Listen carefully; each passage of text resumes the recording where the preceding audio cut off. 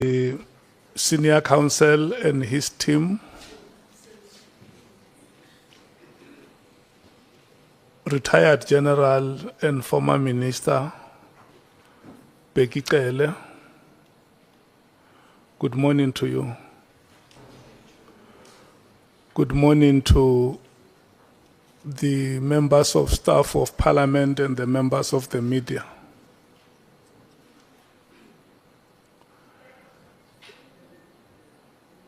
We want to take this opportunity and welcome all of you, and also welcome you, retired General. And I must also bring it to your attention up front that there are members of this committee, in the days that you were not here, they have demonstrated that they are unable to pronounce your surname. So I just want to apologize up front. When you hear one or two of our members saying Cele, you must know Cele is you.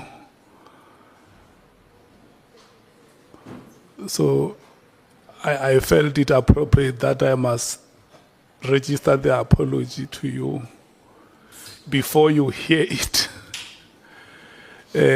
I'm going to hand over to the senior counsel.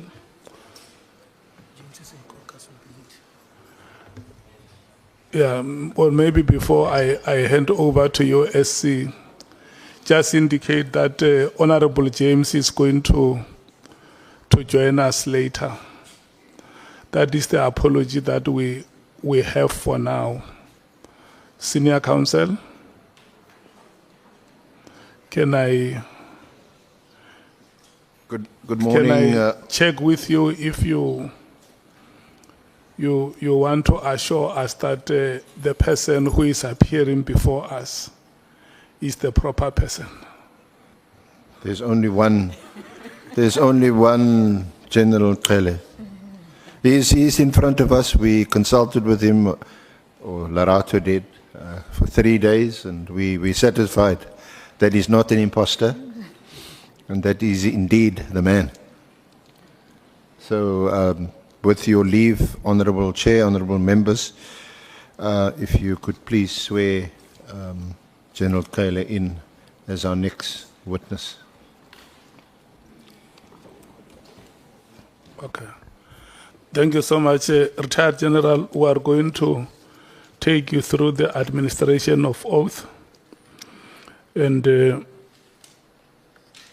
before I do that, I just want to read the following to you, to inform you that you have been invited to appear before this ad hoc committee, which investigates allegations made by Lieutenant General Mkhwanasi, who is the Provincial Commissioner for the KwaZulu-Natal province.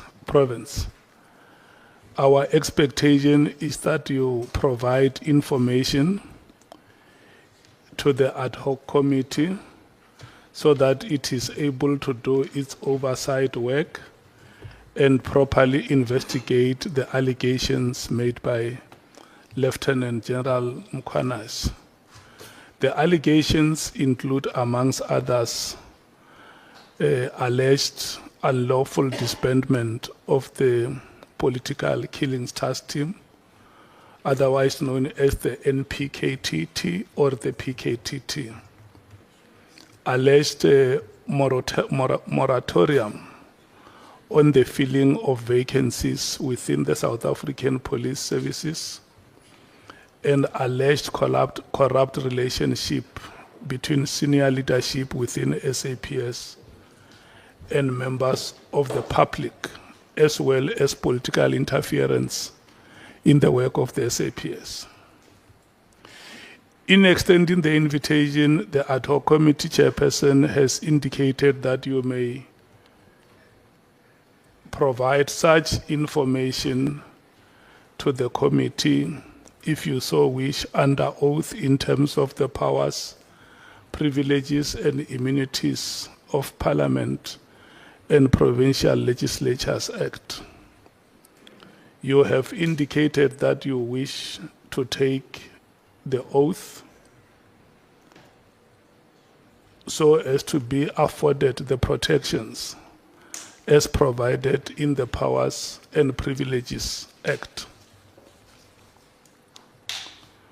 Please be informed that by law, you are required to answer fully and satisfactorily all the questions lawfully put to you, or to produce any document that you are required to produce in connection with the subject matter of the inquiry, notwithstanding the fact that the answer or document could incriminate you or expose you to criminal or civil proceedings or damages. You are, however, protected in that evidence given under oath or affirmation before the House or committee may not be used against you in any court or places outside Parliament, except in criminal proceedings concerning a charge of perjury or a charge relating to the evidence or documents required for these proceedings. Please be aware that in terms of Section 17.2 of the Powers, Privileges and Immunities of Parliament and Provincial Legislatures Act, a person who willfully furnishes a House or committee with information or makes a statement before it which is false or misleading commits an offense and is liable for a fine or imprisonment for a period not exceeding 2 years. Retired General, you are required to take an oath or affirm that the evidence you are about to give is truthful. You may choose to take the oath or affirmation. Which one do you choose? I'll take the oath. Thank you so much. If you take the oath, you will state your names in full and say, I swear that the evidence I shall give shall be the truth, the whole truth, and nothing but the truth, and so help me God. I, Bekhi Cele, I swear that the information I'll give will be the truth and the only truth. So help me God. Thank you so much, Retired General. SC, I'm handing over to you. It will be until 13 hours. Thank you, Honourable Chair, honourable members. Good morning, General. Good morning. Good morning, SC, together with the honourable members. And welcome, and thank you for your for your cooperation. That despite, I think, some earlier media report that you weren't prepared to cooperate, we found you to be most cooperative. And when we arranged to meet you, you had no issues, no problem. You confirm that? No, thanks for that. I was a little bit disturbed when the media said I'm not cooperating, especially one of the KZN paper had a big headline that Cele snaps the ad hoc. Yeah. I've never done that. Even the first cooperation, I came here with my own financial steam, buying my own ticket, my everything, but I still came here for consultation. You did. Thanks. I hope you get reimbursed. You know. Maybe the chair will see to that. Yeah, I'll be glad because flights coming down here from Durban are not very cheap. And just in terms of your designation, if we can just get that out of the way. I asked you earlier, we always ask you, do you prefer to be called General Cele, former Minister Cele? Because the designation General, that designation was conferred on you much earlier when you were the National Commissioner, and that was under a previous administration. You didn't give it to yourself. No, I didn't give it to myself. The general of the South African police, at any given time with the police, there is one general. There can be others, but general is one. As at the present moment, there is one general in the police. This came after the decision taken by the former President Zuma, who invited all the station commanders in the country, in Pretoria, and said he did not like this thing the police called commissioners and superintendents. I remember seeing superintendents belongs to the hospital. Yeah. And then minister had to gazette the change of the ranks, and that's how these ranks came about. That the general actually is a director general of the South African police. And then there are lieutenant colonels, lieutenant generals. Those are deputy director generals. All lieutenant generals are deputy directors. And then there will be major generals. Those are chief directors on the normal government environment. Then there will be brigadiers. Most people that are not in this environment, they love this rank, brigadier. They think it's something big. It's just a director. It's just a director. And then you go down, then below director, there is a full colonel who happen to be a deputy director. Below there is a lieutenant colonel who is an assistant director, and then so you go that down. was similar to the establishment in the Yes. public service Yes. administration. Yes. Okay. Yes. But the question, do I want to? I know generals, that title doesn't fall. It's like ambassador. That title doesn't fall. Except that when you are written general in brackets, retired. So do you want to be called retired General Cele? That Or should former be so, Minister but Cele? former minister, whatever it comes. Thank you. Okay. Thanks. Okay, former minister. You've been through your statement several times, and we've consulted you on it. So perhaps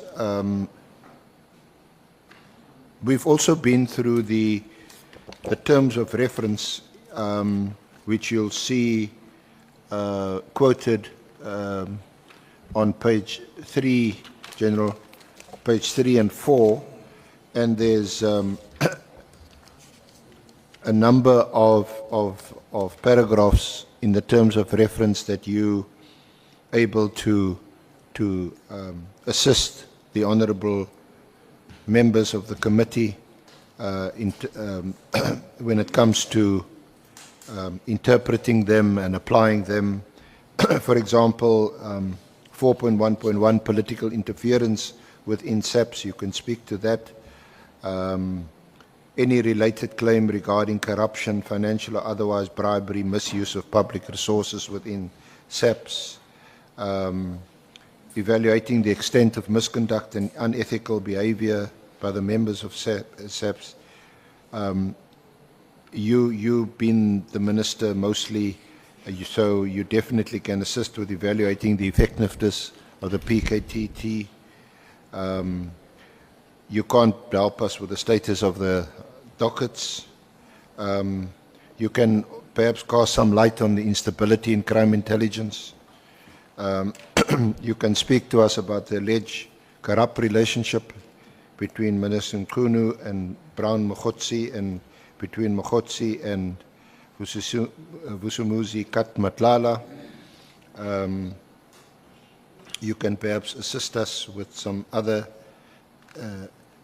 aspects, leadership failures, and your own personal experience being in leadership positions in the police, both as a national commissioner and as a minister. Perhaps you can comment on the procurement process within SAPS and how that could be strengthened, because we know there's a lot of corruption in the procurement process. You can talk to us about the alleged existence of organized crime syndicate.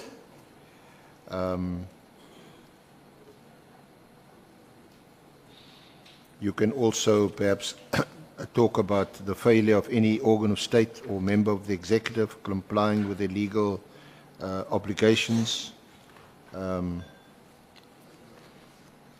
Your own experience with members of parliament and any allegations with regard to classified information, especially the leaking of classified information, and how that links with criminal syndicates.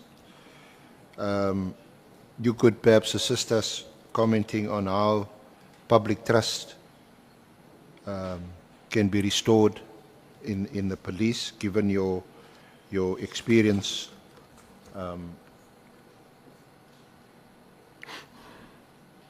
and perhaps any conflicts of interest that within SAPS itself.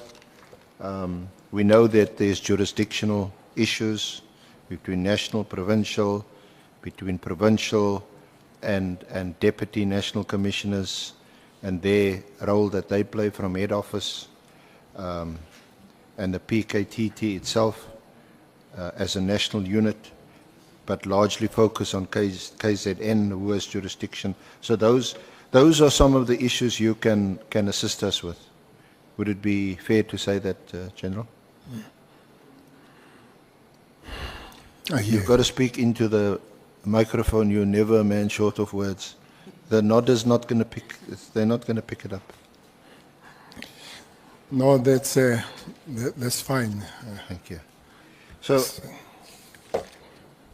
you served as our Minister of Police from February 2018 until June 2024.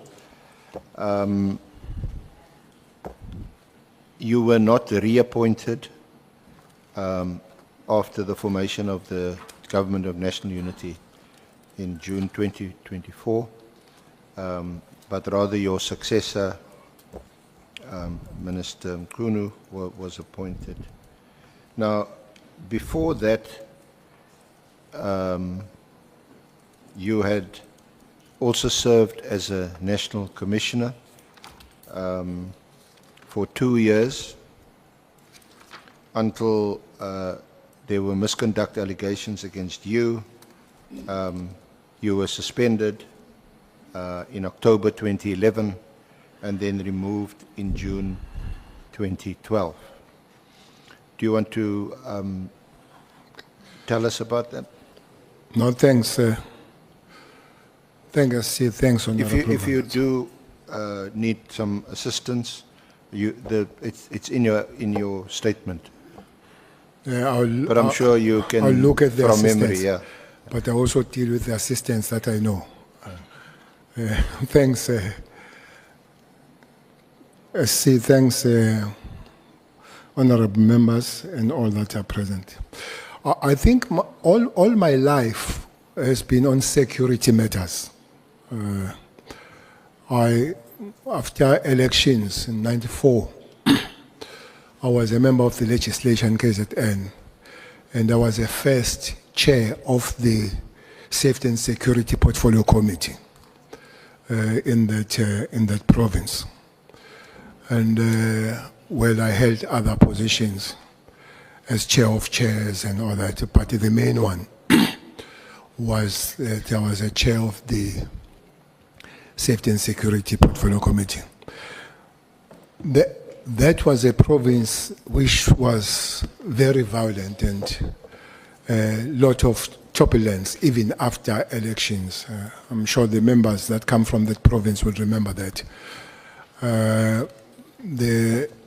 When the violence, otherwise mainly political violence, subsided nationally, in KZN did not. There were still some killings. The major killing was on the 25th December 1995. Remember, we've gone for election in 94. In a place called Shoba Shobane, when 19 people were killed on the 25th of December. I'm sure everybody knows what is the 25th of December. So violence went on at a mass level, but later it got a little bit an organized kind of violence. So when one became the National Commissioner, had to look at the mandate of the Constitution, what you're supposed to do, to try and keep South Africans safe and do things in a way that they're supposed to put South Africans first and put them safe and all that. So I was approached to be a National Commissioner of the South African Police. I must say, I did not agree initially. I did not like it. I was comfortable because I was an MSc in KZN by that time, MSc of Security and Transport. So for me, province was nice and comfortable. I was not very much keen to go national. I remember when I was approached by the president, which I think is his constitutional prerogative to appoint national commissioners, I said to him, Baba, I'm not very keen, but unless you say you are instructing me, so I'll do it. And he said, I'm instructing you. I said, okay, then I'll take the instruction. And I became then the National Commissioner. I think it was June 2009. Who was then Minister of Police? The Minister of Police was Mthethwa, the late Mthethwa. May his soul rest in peace. And then I went to be introduced. I was supposed to start 3 months earlier, but JK, who was the National Commissioner, had not been told, and the statute says you must be told 3 months before if you are not going to be appointed again as a National Commissioner. So that's what delayed my appointment, that it came in July 2009. So as it came, I was introduced in Mahlambandlovu. All generals were invited. You could see that there was some shock in some other generals that who is this outcomer who comes here when they're on general. But one adapted quite quick, and the working relationship with all the generals was very cordial, with except a few. Fortunately, we had a target, we had a focus to work towards. That was World Cup 2010. So we had a very little time to do other things, but we had to make sure that 2010 is safe. One worked with everybody that found there, especially in the headquarters where Masimula would be part of them. General Brace was there, General Libya was there, General Cruiser was there, and General Mafume was there. I guess she's Shivambu now. Were there. So General Hlela from Eastern Cape. These generals you find there, they were from different disciplines of policing. They were from Bantustans and from the original SAPF, South African Police Force. They've been put together mostly by Bekhi Cele, and that's why you've got 2 days to celebrate in the South African Police. It's the first Sunday of September, where you remember all the fallen heroes, especially those that have fallen in the line of duty. And then you have the 27th of January, where you celebrate the finding of the South African Police Service from the force. So you could see that there were still tendencies of where people come from and all that, but we had a project to work on, which made life much easier, working towards 2010. Was then Brigadier Mkhwanazi, was he also part of your team? Brigadier Mkhwanazi was quite a junior at the time, as you say, Brigadier. But for some reason, I found myself working quite close with him. In 2010, when I think the World Cup was supposed to start on the 9th of June, if I'm not mistaken, when I was in PE, launching the TROT, known as Amabaret, I was phoned by the president of SAFA, Danny Jordan, to say that there is a crisis coming on, and then can I see you with immediate effect? So I know that we'll be discussing immediate a long time. Yes, and you, did you meet him immediately or some months afterwards? So he said, "Can I see you immediately?" So I saw him that day. That immediately was that day when I saw him. I flew from PE straight to OR. I find him seated there with Valk. I forget his first name. Valk was the Secretary General of FIFA. Jerome Valk. There was a problem. This was around March now. There was a problem that the World Cup is being taken away from South Africa. There was a big clash between Valk and FIFA President Blatter to say, you said the cup must go to South Africa, and there is a lot of crime in South Africa.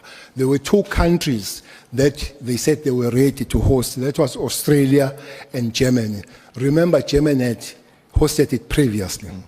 So we spoke with the President to say, how can we save the World Cup? It was on the score that I assembled the team of generals and the police, and we went to Zurich to make the president. To be honest, the nation does not know that South African Police Service saved 2010. Without that meeting, without us going to Zurich and making presentation, with all participating countries, sometimes with their heads of security, it took us a long time. General Prace made a good presentation. Among those, most of them were generals, except 3 that were brigadiers. Mkhwanazi was part of that. Mkhwanazi had come in because he was responsible for ORS. This is a response services, which puts together all special services, special forces of the South African Police. Is your special task team. Now it will be NIU. There are CATs under there, and there are TROT. That time, there was no TROT, and I think there were no CATs. Specifically, it was Special Task Force and NIU. Then Mkhwanazi was part of that. And for some reason, we worked quite closely with him. I'll come back what happened as he becomes the first or the acting National Commissioner. So we made the presentation there. All countries were saying, are not going to go to South Africa. The people that were leading that rebel were British. And clearly, if British could not come to the World Cup in South Africa, many people were going to join them. Until at the later stage, we were supported by Brazil and all that. And Germany was very vocal to say, we are ready. And remember, they have launched it previously. So from that meeting, fortunately, there was a meeting, a General Assembly of Interpol in Lens, in France. So we had to fly there to convince the Interpol to say it's safe to come to South Africa, so that the campaign of safety and coming to South Africa is not just pushed by South Africans alone, but is also pushed by Interpol. That's how then we managed to work on the 2010 coming to South Africa. So that's why I'm saying that we had a project to work on, so we had not much time of differences among and between ourselves as officials in that particular time. And finally, 2010 did come in South Africa. Yeah. I think most, if not all, South Africans are indebted to the work done by the police during 2010. It was probably the high point of the trust that people had in the police, or maybe the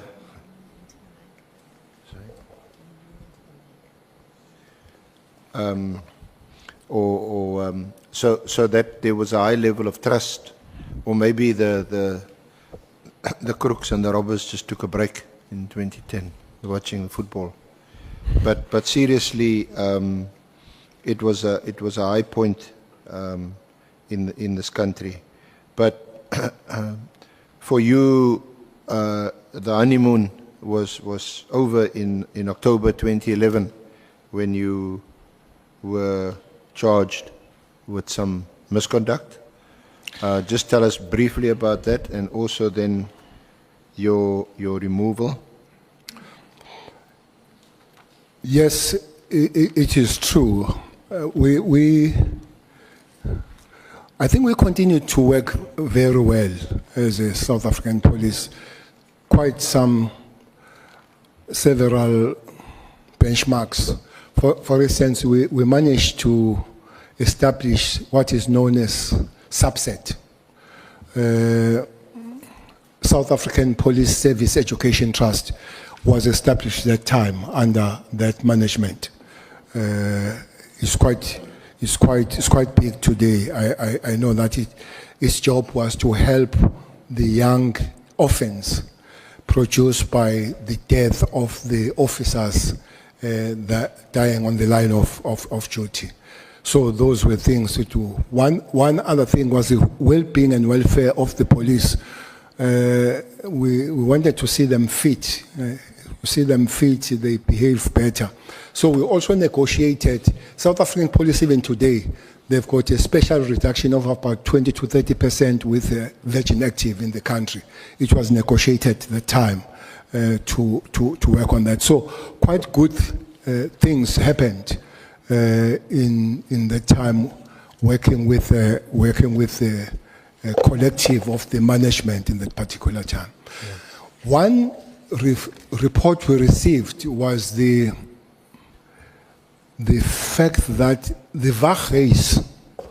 Waghuis is a headquarters of the South African police in Pretoria, was condemned as a building dangerous. For instance, if you go there on the rainy days down, there is just the Mississippi River water, the stagnant there, and all that kind of stuff, and the lifts are not working, and but every office has an overpopulated with paper, so it was condemned. We had to get the new premises. So it is on that score that I signed the need. What happens? The director generals of different departments, they sign their needs when it comes to the acquiring the property, and they hand over that to Public Works. So that's what happened. So Public Works had to negotiate further how we get the building. So for some reason, it was alleged that one had done wrongly when I followed the same thing. So the public protector then was put on working on the matter. Public protector recommended that the minister had to take the action against the national commissioner, that is Mthethwa Tucelo.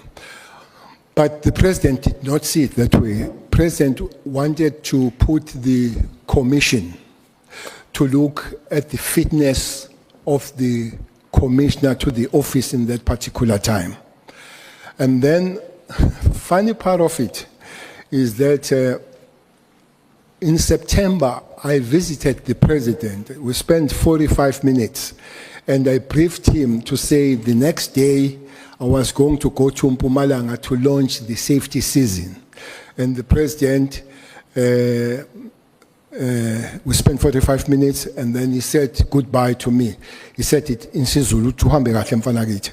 So I didn't know that I was going forever. But and then I left. He said he was busy meeting some people. What I didn't know is that those people who I was busy with, they were discussing my suspension. Yeah. And then, as I was at work in Mpumalanga, I remember we arrested somebody with a big bag of dagga. The journalist came to me and asked me, "What do you want here? Because you are suspended." I said, "No, I'm not suspended." They said, "No, you are suspended." I checked with the staff. If they check, I was told that at 2:15, the president has in live TV read my suspension on TV. So I was supposed to go there with Mkwanazi to that operation, but I don't know what time. In the morning, I was told that Mkwanazi was not going to come because he has been phoned the previous night. He is now the acting National Commissioner. No, he was phoned the previous night that he must not go, he must go and see the minister. So the rest is that then he was to be made the acting National Commissioner, which means minister and the president, they know that they are going to suspend me, but they allowed me to go and be suspended on the field. And as I was busy working.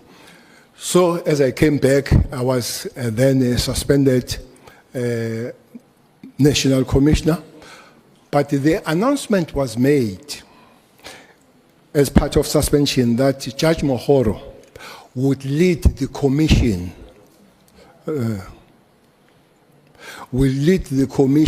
that will check the fitness of the office. And then one had to sit and wait for that time to come. But at a later stage, it was changed from Mohoro, and it was made Moloi from Free State. And I was told that the minister phoned the president and told him that the minister was too close to Judge Mohoro because she was working as one of the trustees of the Education Trust, which was chaired by Smangaliso Mkajwa. So they felt that he was too close, maybe it would be biased towards Cele. That's why they changed and they brought Moloi from Free State. I must say that commission was very much loaded against me. For instance, a person that has been my main accuser was Hlela, who used to be a commissioner of the South African, who used to be a commissioner of police in Ciskei. And the prosecutor there was Noche, who used to be the minister of police in Ciskei. So Hlela and Noche were coming from Ciskei and they were prosecuting me. But one person that was there was Judge Madanga, who was one of the leaders of the... He was the evidence leader. Yes. And then finally the decision was taken. I was found not to be fit for the office, and then I guess in 2012, then I was fired. But we know that you subsequently challenged that decision. You took it on review, and it was granted in the High Court, although it was not opposed by the South African Police or the Minister of Police, and you were then cleared. But just to backtrack a bit, what would have been the motivation, to your knowledge, for your initial suspension and the subsequent inquiry that was instituted into your alleged misconduct? Well, I don't know. Maybe it will be accumulation of being delinquent, because there were orders that I refused to take. Maybe the first one was to suspend Mdluli. Mdluli was suspended by me. Richard Mdluli. Yeah, Richard Mdluli was suspended. What, by me. was he the head of crime intelligence Yes. at the time? Yeah. Funny enough, Mdluli was employed June when I was coming in July. And funny enough, is the only Lieutenant General I know that was interviewed by the panel of ministers. Usually it will be the officials, the DGs and all, but he was, I think, if I remember, there were about 3 of them. The one I remember was Mtetwa and Cele and the others. So he came there before the National Commissioner came. So that created some problem between the National Commissioner and the head of intelligence. And the head of intelligence mostly would be reporting direct to the president, which I don't think is a problem, but also reporting to the minister, which then I think it's a problem, because it's a National Commissioner that is supposed to be reporting to the minister. The second one, I remember that both the minister and deputy minister was Deputy Minister Mbalula and Mtetwa. They came to me and they said they've been sent by the president and instructed them to tell me to fire General Shabalala. Sean Shabalala was the head of PSS. I didn't have the reason of firing him. Instead, I shifted him from PSS to IT, where he went to grow the IT of the South African Police. So there were quite some few of those things that I thought it would not be proper to follow those instructions. I remember that one brigadier, Tau, he was fired when he was in Algiers en route to France in preparation of the trip of the president, and I refused that he must be fired on that way without following. So I would guess, this is my guess, that it was accumulation maybe of being transigent in some matters. It came to that, but I believe that the building issues had less or nothing altogether to do with that kind of firing. So after you you were dismissed in 2012, thereafter you went back into or took up political office again after that as a deputy minister of agriculture. That was 2014. Yeah. After election.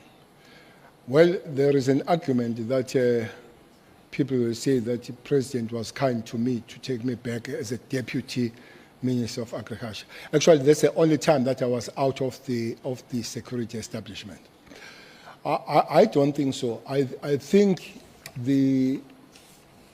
either the people of South Africa or the ANC did take me back to Parliament.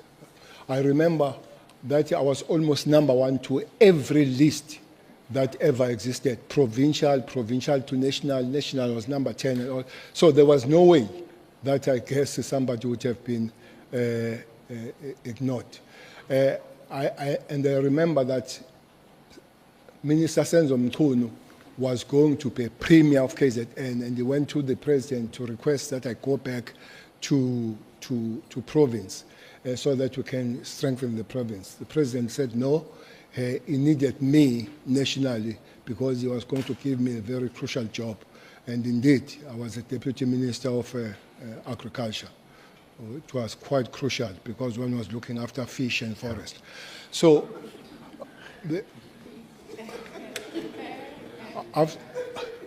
after that, then there were elections, there was a conference of the ANC which changed the guard, and Ramaphosa became the president.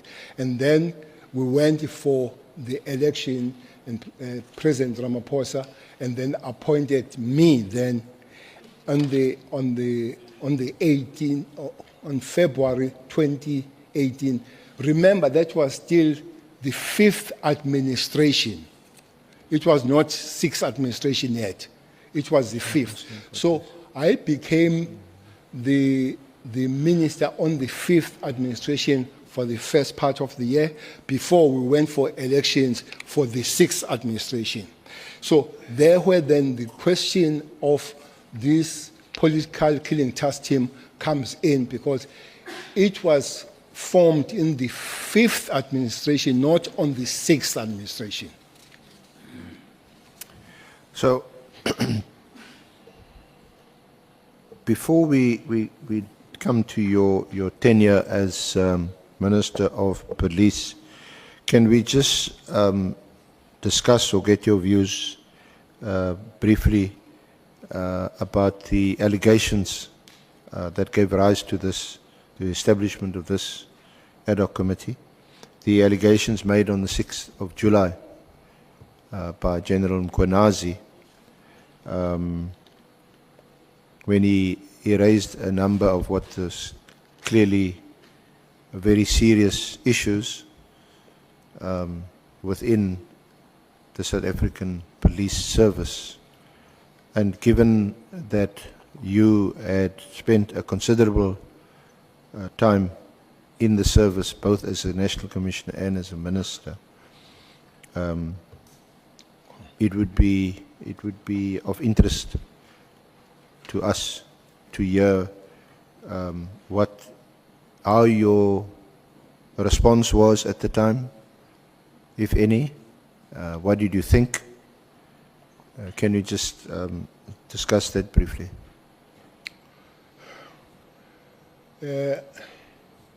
Yes, I was at the gym when I was phoned. At the gym? Yes. Oh, you still got the 20%? No, that was for the junior officers, not for ministers and the top brass. Those they don't have 20%.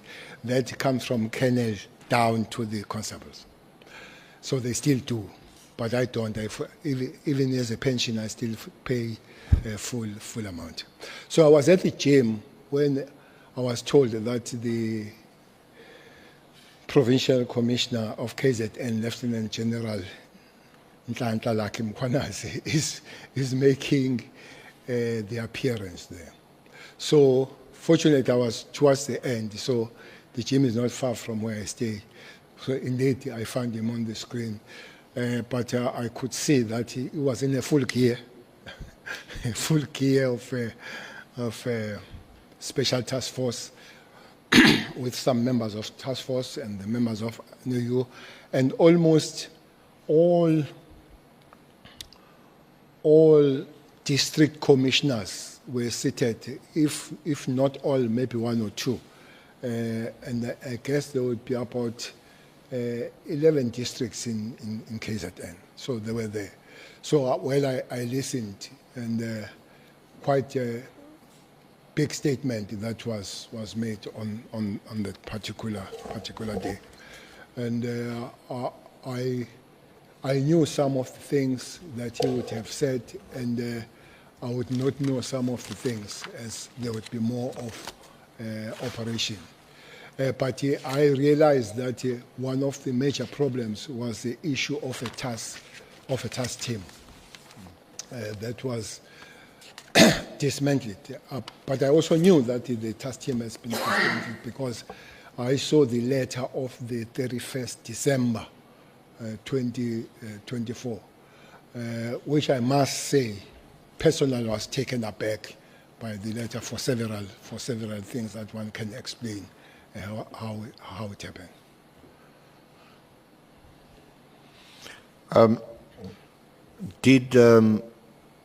Did these allegations made by General Mkhwanazi during the press briefing, did it surprise you? Did it take you aback? What was your reaction? Well, some surprised me, especially when he called called to be a criminal. That surprised me. But look, I'm not a police officer, so I would not know what is an investigation, what makes a police call the police that way. But whatever was said, I felt it had to be investigated further to find the facts on the matter.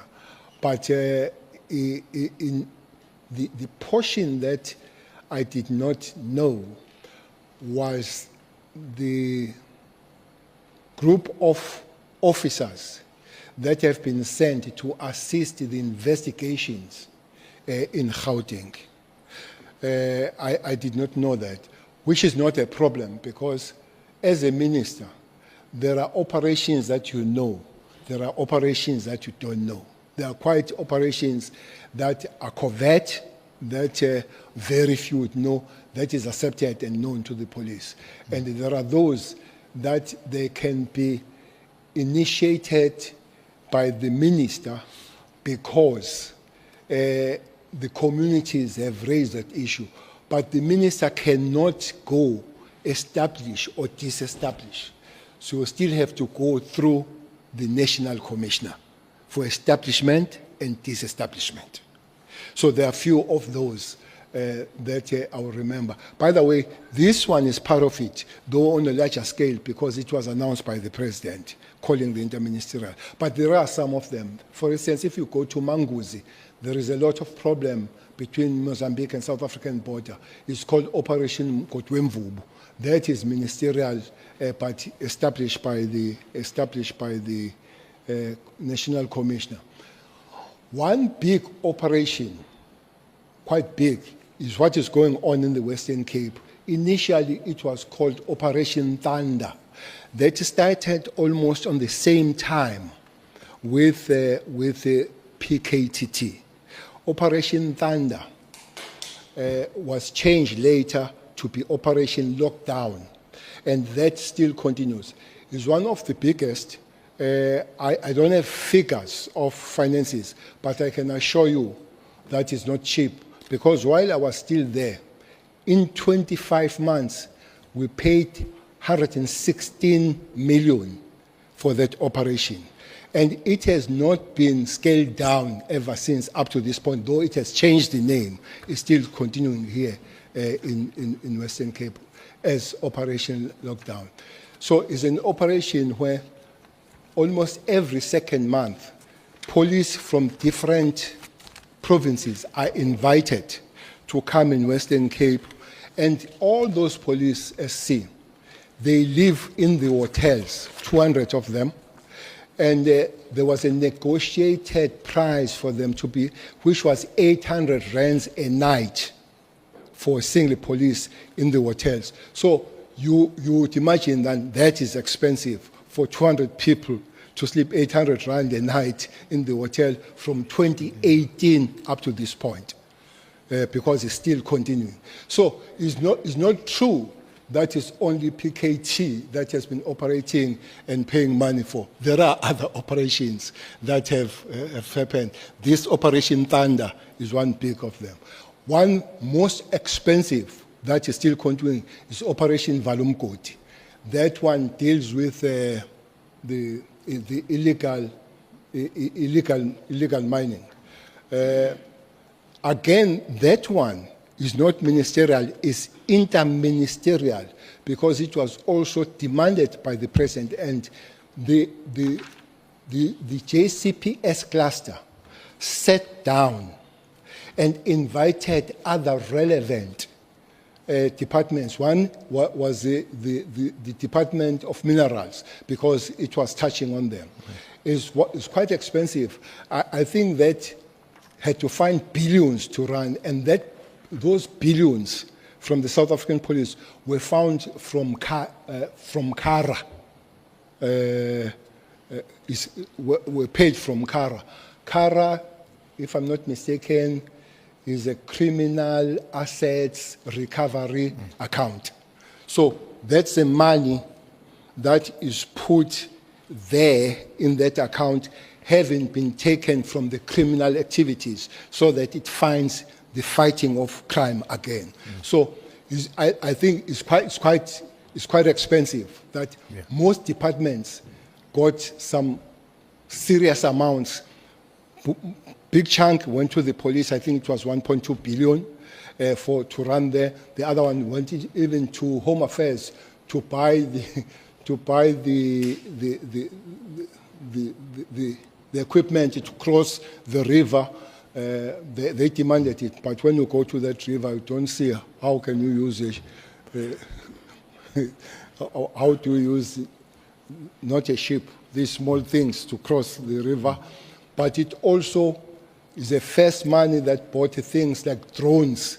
I'm sure you have seen the drones. That thing came under that Operation Valumkoti, working on the illegal crossing and all that. I think that is still continuing.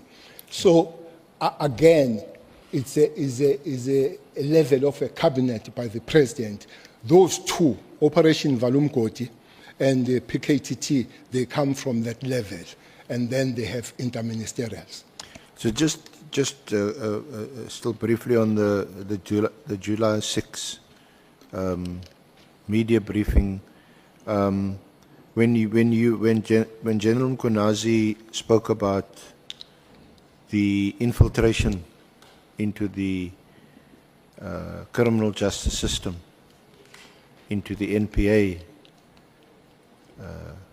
magistracy, the justice, judges, and this was sort of spearheaded by drug cartels.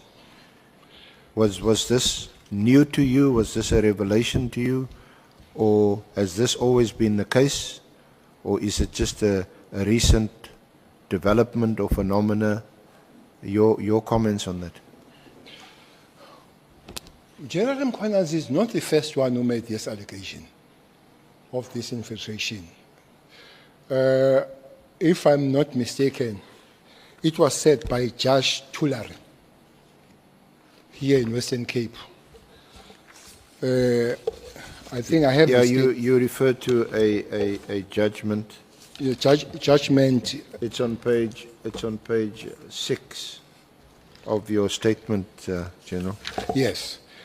Well, the members, I guess they have it, but the judge, this is before Mkhwanazi, where he says, maybe reading that the evidence further shows that the 28 gang and the mobsters in particular are breathing heavily on the necks of the public prosecutors, not only the police.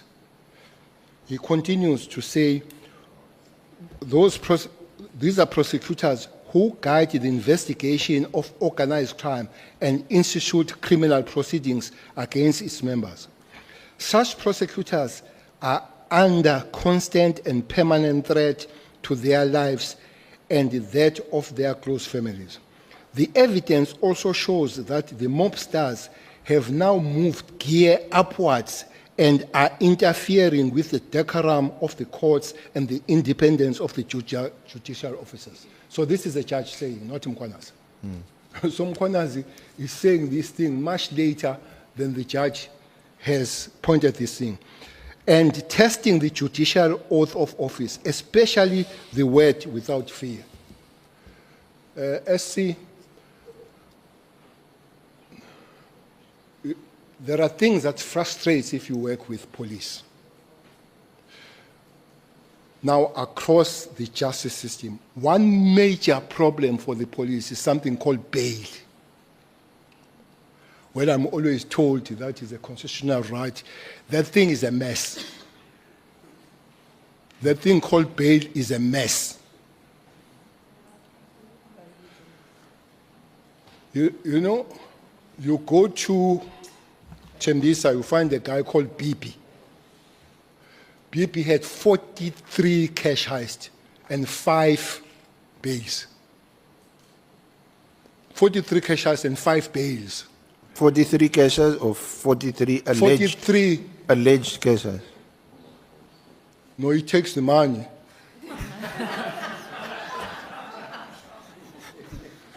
Maybe it's not alleged if he doesn't take your money. But Well, he's arrested now, but he has been arrested and getting bail, arrested and getting bail, and arrested and getting bail. So police get frustrated with that. One major frustration was a guy called Ntuli, not this one. Ntuli is accused number 5 in the case of Meyiwa. Senzo Meyiwa. Yeah. Ntuli, as we speak, he's doing 6 life sentences. He was found guilty and sentenced, but got an appeal, or got the right to appeal, and given the bail. When he has been found guilty and sentenced to 6 life sentences, still given the bail.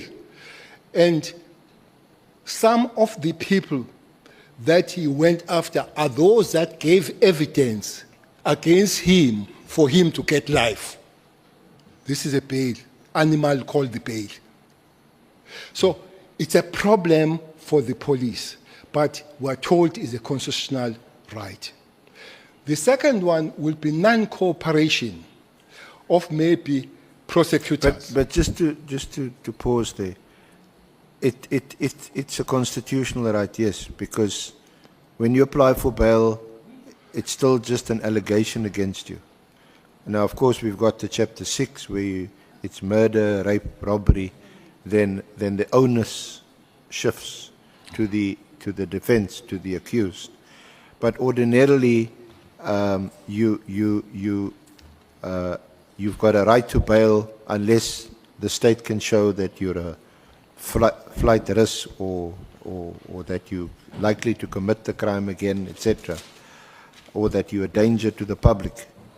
But what we need to understand, is the problem bail, or is it because, for example, the cartels and which seems to be suggested by Judge Tulari in his judgment, like the 28 gang, 27 gang, big year in the Western Cape, that they've infiltrated also the prosecutors and the magistrates.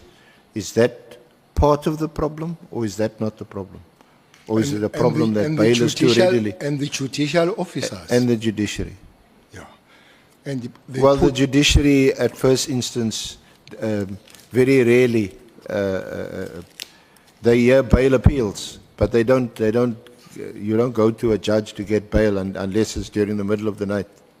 I think Mlife's one was held by the judge, eh? What's that, General? 3K Mlife one was held by the judge. Yeah. And they granted it. Well, okay. So I'm saying it is rare, but it does happen. SC, it's a problem. I'm not a lawyer. I hear the Rashetul 6, the Rashetul 5, that if you repeat and all that, lawyers can talk on that. But I'm saying, if you are going for cash heist, you prepare. Part of your preparation for cash heist is to eliminate whoever is on your way. So you don't carry the broomstick. You don't carry the yellow dust. You carry things that will give you an upper hand in dealing with that. Hence, police die. Now, you go for the first cash heist with all those things. You go for the second one, you got the pay. You go for the third one, you got the pay. It's a constitutional, I'm not denying that. But what about the police, that they arrest this person and they still have to encounter the same person on the field and they exchange fire again? The third time they encounter and they exchange fire again. What about those? It's not the magistrate or the judge that exchange fire there, or the police. Maybe it's unfair, maybe it's a constitutional, maybe it's a legislation thing, but it is a problem for the police, that kind of thing, especially those serious cases. Many people that rape and kill are on bail, People that maim rape and kill after they've been given the bail for the same thing. So I'm just making the point, I'm not talking about changing or right or wrong, but from the side of the police, that will be the problem. So what Mkhwanazi is saying is not the first time. Hence, it will be important that those things are investigated. But the other thing that would have been there are police officers, many of them, that have been arrested before Mkhwanazi made the statement, which then confirms the case that there are police that are corrupt. But there are prosecutors too. You see, especially this province, there are prosecutors that they say they can't give that. If you say enroll the case or you get the warrant of either arrest or what, they say, no, I'm not going to put my job on jeopardy. Here, there is an interesting case here where the warrant of the search warrant was given to search one gentleman called J.P. Smith, his premises. But the very same magistrate who gave that, when it was taken to court, he refused to give the evidence that indeed I did. So that is that fear fact that Judge Turan is talking about. So sometimes I get worried that this process concentrates on police when the allegation by Mkhwanazi was across the justice, when the pronunciation by the judge was across justice. But I do find that the concentration here is on police, and let other people go. SC, the biggest crime in South Africa is planned in prisons. There where the real planning takes place, in prisons. I hear less about that. You see, we arrested one guy here called Bara, where he was shot and killed with the exchange of the police somewhere in Eastern Cape. Bara was a young man of 30 years, and he was charged with 19 dead bodies. He was 30 years himself, was a teacher by profession here at Kailish. He was charged with 19 dead bodies. Were arrested, taken to Polsmo. He was found in Polsmo with 30 live ammunition, bullets, in prison. I'm sure he did not walk with them there. I'm sure it's not other prisoners. It's somebody that brought those things. We're told he was waiting for the gun, which means he was going to use. So that chain, for me, I find it limited here to police. When there is this problem from the very beginning, which is the police, to the very end, which is the correctional service. Yeah, that's what General Mkhwanazi also, he includes correctional services.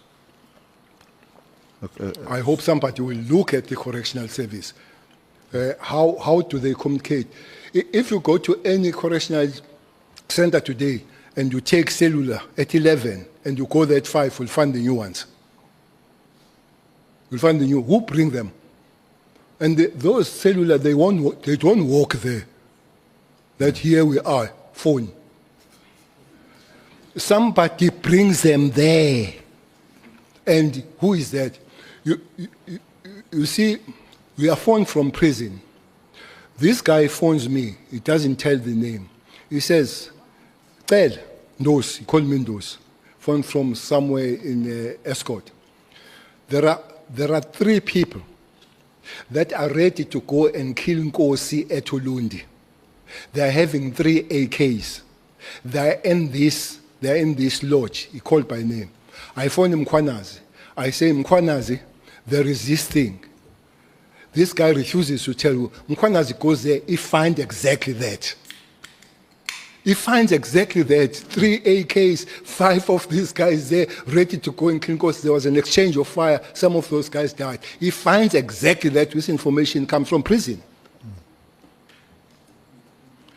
Okay, General, I'm sure you can give other examples, but you seem to confirm General Kwenazi's statement in that regard, that the correctional services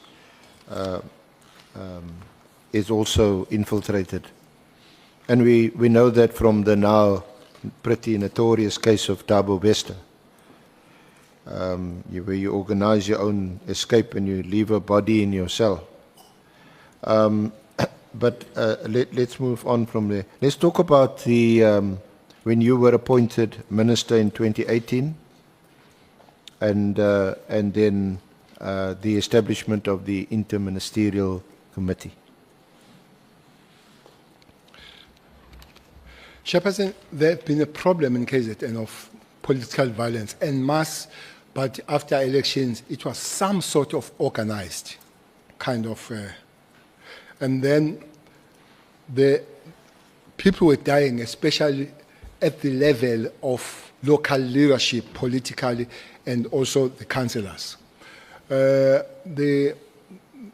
I've listened to say that it was more of the ANC councillors. No, it's across the board. Quite several of the NFP, ANC, IFP, even EFF, DA, as we speak now, we're dealing with it. Those that are dealing with it, I left when they were dealing with it at Mpofana. The councillor that killed the family stood outside and banned the whole family and said that his house has been banned. And I'm sure that guy didn't know that there's something called forensic. And the forensic discovered that he has done it, he has been sentenced and all that. It's happening. So, President visited the murder scene of Kashana Mngunu, who was a councillor there in Maritzburg. And from there, he made a call on the ministers of, I guess, were 4 ministries. That was police, defense, justice. This was together with the correctional service and state security. So he says the ministers of these ministries, for me, interministerial is made by ministries rather than ministers. That's my understanding. That interministerial is made by ministries. Why so? Because those ministers immediately went to KZN. Was a Minister of Police, Cele, was a Minister of Justice, Masuta, was a Minister of State Security, Duba. The term was a Minister of Defense, Mapisa Ngagula. And then, when the elections came, and then there was a Minister of Police, and there was a Minister of Justice, who's not Masuta now, but Lamula. There was a minister later, Mdise, and there was initially, there was only a deputy minister when it comes to state security, which was Zizu Godwa, and later Nchabeni came on board. So they continued with the interministerial because these ministries were there. So interministers is ministers that move, but ministries, they stay there, and whoever is there continues. That's how I understand. So what was the mandate of the interministerial committee? The mandate was to go to KZN, specifically, sort the political violence, the matters that were taking place there, which were quite bad. Almost every week, a political figure was dying there. So, was to go there and sort that thing, investigate, arrest, prevent, and stabilize the province. So when we went there, there was a committee, or there was some sort of a team that was provincially working there, led by General Kiliza, and then there will be Brigadier Makashalala, who is here in Western Cape now. There would be Chiga, who was a head of intelligence in KZN. We sat there as this interministerial. We were given the report, we all agreed, without taking it further, that there is a zero work on this death that is happening here. So we had then, according to the interministerial, try to start something better. So different ministers had to work on their departments. I remember that there was a big meeting of officials that was called. I can't remember, but Dr. Kulube was in defense, were there. I think the DG of Justice were there. The DG, National Commission or Provincial Commission of Correctional Service were there. Those officials, they had to go and hash the plan and report to the interministerial. How are they going to do what the interministerial, under instruction of the president, had to do? So it was a multidisciplinary team that was going to be established Indeed, from different departments. Exactly so, exactly so. But most prominently would have been the police and prosecutors, because prosecutors had to direct the investigations. But one department that is not mentioned now and again that played a prominent role was correctional service. Why correctional service? Because people arrested, they still gave direction from prisons who to eliminate and all that. The only cutoff was to take people to Kokstad, so which is a prison where you can't communicate with anybody. So the Minister of Correctional Service had to make the way and open that most of people that are arrested under this killing must be taken there. The other thing that was requested there, these cases were delaying, so was if we could get the special courts to deal with them so that they're gone through and then people are arrested and all that. So these departments were really working together, from the ministers to the top officials and down to the real team that was working down there. General, can I just refresh your memory? Can you go to Annexure BC2, which is on page 11. It's an annexure. Annexure. BC2 on page 11. BC2. You got it? I'm going to tell you the annexure.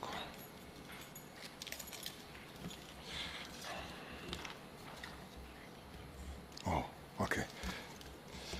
You see, those are described as speaker notes by the Minister of Police, Bekhi Cele, political killings, and it is dated the 3rd of, is that August? 3rd of August, 2018. Do you want to go run through that?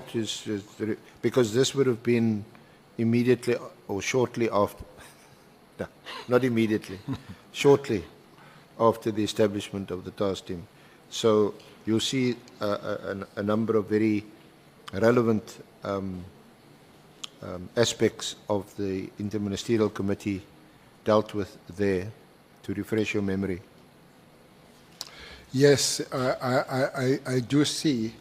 And as you read down that, the team comprises of 126 members led by Acting Provincial Commissioner Lieutenant Mkwanazi and Brigadier Ngwenya and Khumalo.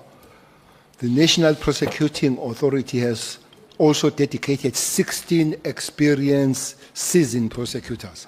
So from there on, the team kicked in as the interministerial or multidisciplinary approach.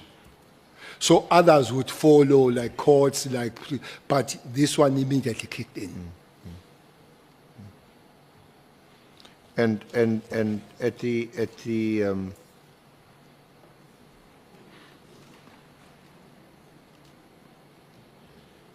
and subsequent to this, the Mkwanazi and Khumalo, they would report on a 2-yearly base, or they would report to the Interministerial Committee twice a year on progress or on what they were doing, and you would then hold a press conference, the IMC, and you were, because you're the key person involved as Minister of Police, you would then address the media based on the reports you were getting from the political killing stars team.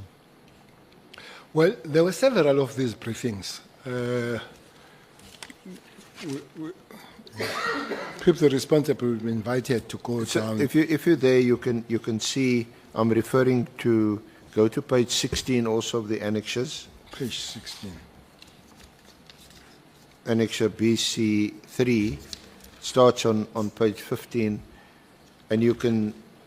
There's a summary of the media briefings. Yes. And your Yes. statements on page 16, 21 May 2018, 3 August 2018, that's the one you've just referred to, 13 September 2018, March 2019, June 2021, February 2022, 6 September 2023, and I think your last press briefing was in March. It's not here, but in March 2024, that was the last press briefing. Well, initially, these briefings were intense because of the work starting, but as the work happens, they become a bit slowly. But the members of the IMC will go and be briefed. Mostly would be briefed by the officials of the departments having been briefed by the task team. There will be members of the task team, especially the higher echelons like Khumalo, like Gwenya, like Mkhwanazi, and all those, and those that would have been invited, and the prosecutors and the people from correctional service. I remember that Nele would be there. So that's how it would happen, and then there would be a media briefing. The media briefing, most of the time, it would not be Cele sitting alone. There would be other members of the task team sitting there and giving update of what has happened with the task team going down, and that last meeting would be the 5th of September 2023. But that was not the last activity. The team itself was invited, the PKTT. I saw some N on it now. I'm not sure about it. So Minister Nkunu put the N there Okay. in front. I don't know N. So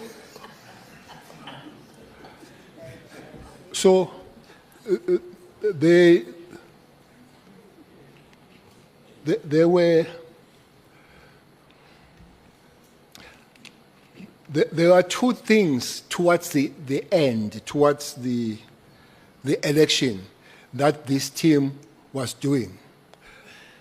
There's a major operation that they do at Kwanongoma, where Mpangazita comes from, where in the municipality, they have arrested the municipality manager, the finance manager, and the supply chain manager. They are all arrested by this team. So I had a lady called Diaz asking. Before you get to the Yeah. lady called Okay, Diaz, fine. Can I please interject you? Okay. You referred also to the 5th of September. That's 2023. That's an important meeting, an interministerial committee meeting. Can I refer you to paragraph 47 on page 17 of your statement?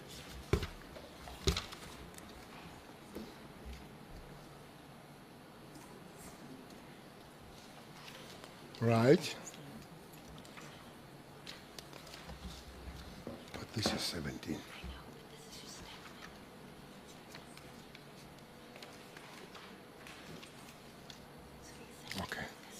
Because this is important in the context of Minister Mkunu's evidence or contention that the PKTT had been dissolved.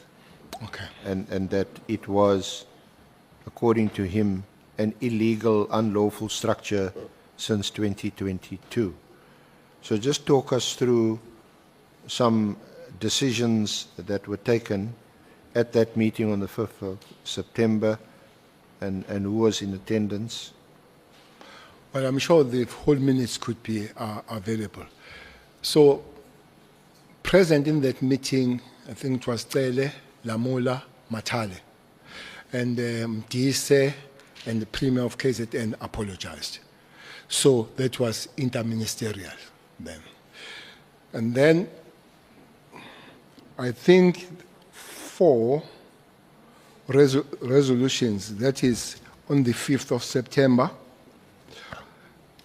It was attended, it was Lamola, Matala. But if you go to resolutions, Yeah. 47.1, the first resolution was that Minister Lamola would engage the NPA on the matter of dedicated courts for political killings, which means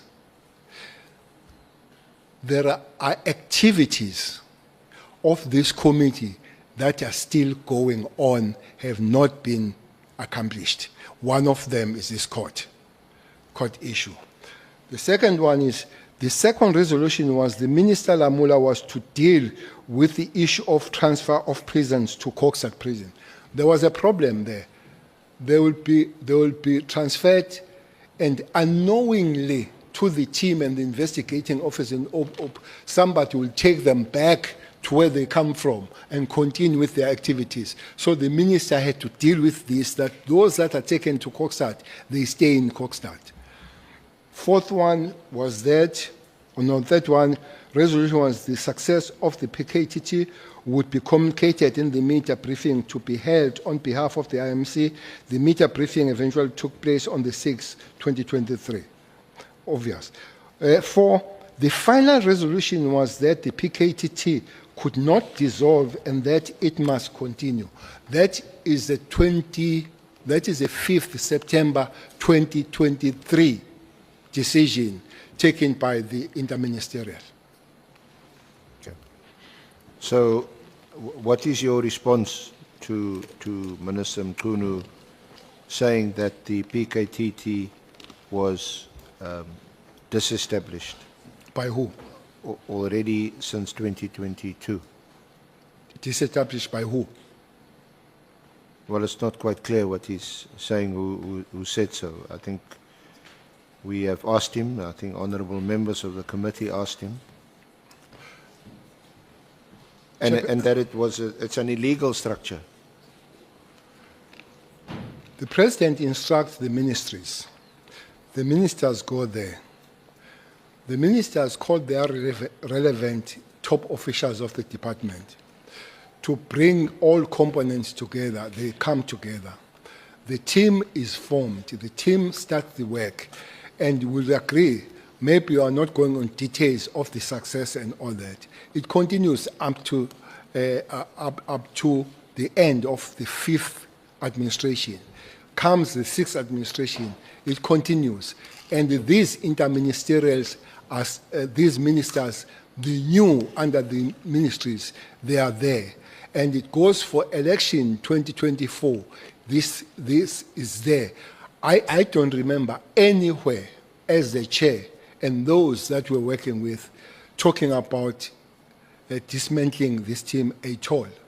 What I would also remember is that, I guess, if I'm not mistaken, on the 7th of March 2024, the same team went to brief the president about the activities that they were doing in Fort Hare, since it was requested by the president to look at the matters of, we can come how it came about on that one. So this is now March 2024. We're going for election March, May.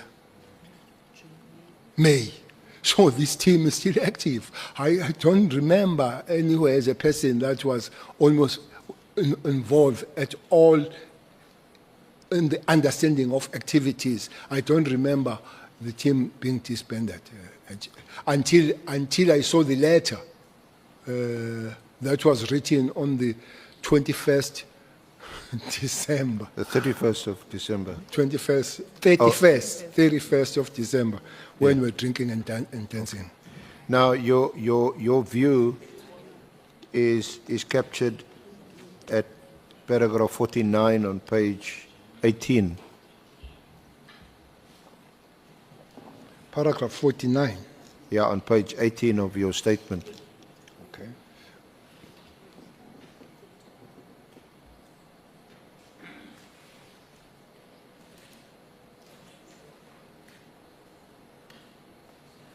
Yes, it is there. That's how. You that's how I look at want to read that into the record? In my view, PKTT was established by the IMC under the leadership of the President, and therefore only the IMC could disestablish it. I have heard in these proceedings the submission that no IMC had been established under the 7th administration. I submit that this argument is incorrect. The IMC consists of ministries that form the multidisciplinary team, not the political incumbents, the ministers, who may change with each administration. The IMC, therefore, continued to exist even under the 7th administration. The Minister of Police, therefore, had to consult with the IMC that had established the PKTT before deciding to disband it. Any disestablishment of PKTT would also have to be done in consultation with the departments that form part of the steering committee of the IMC that had oversight over the PKTT. I can add to say there is also a JCPS cluster. If maybe it's not very clear with the with the existence, JCPS cluster, which Minister of Justice and Minister of Police are co-chairs. It could have been discussed there.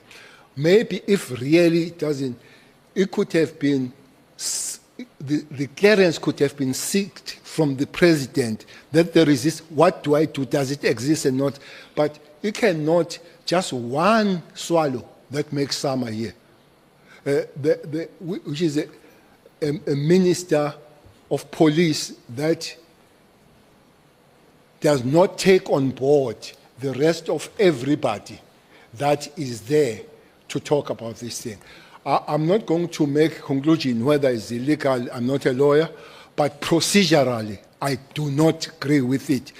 The way that it has come through, it should have reversed the same way back.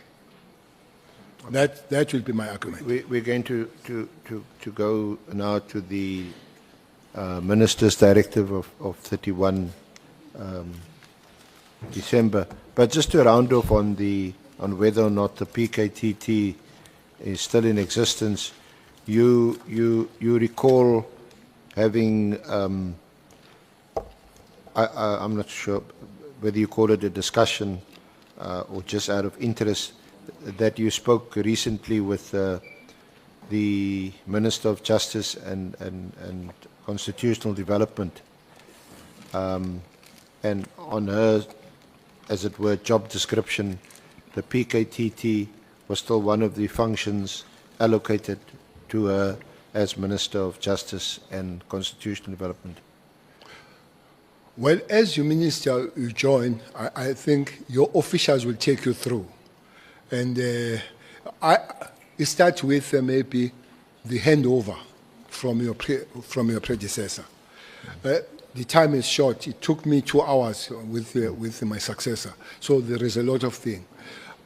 But then you go to the officials of the department, and then they'll tell you the duties.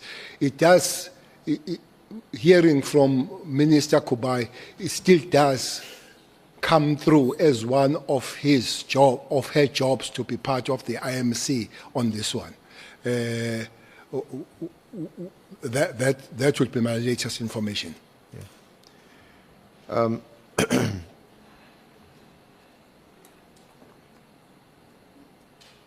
The directive of the 31st of December 2024, you'll find it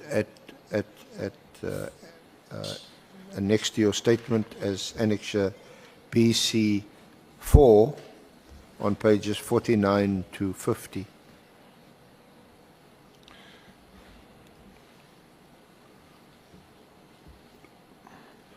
Have you got it there, General? Yeah, I have it. Thanks. When did you first see or hear of or were told about this directive, and what was your reaction, your response? Chairperson, there is a funny chain here. I don't know how I got in the group of Marshall. I'm in that group. A WhatsApp group. It's WhatsApp group. You be careful of these WhatsApps. I never write, but most of these things come from that Marshall thing. Who's all on that group?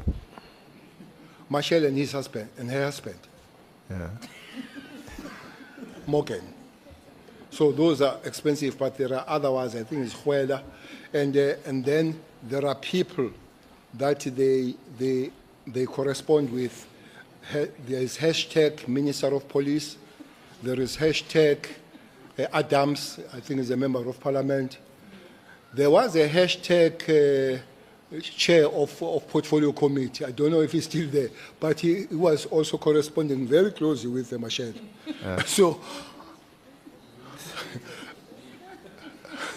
So this Marshall, so you get these things, but because I don't write, I don't say anything and all that, I don't think they are aware that I'm there and reading these things.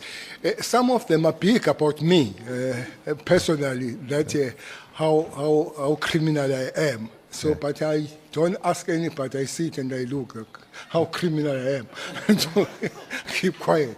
But Bashir, you know, we'll come to that letter that was written by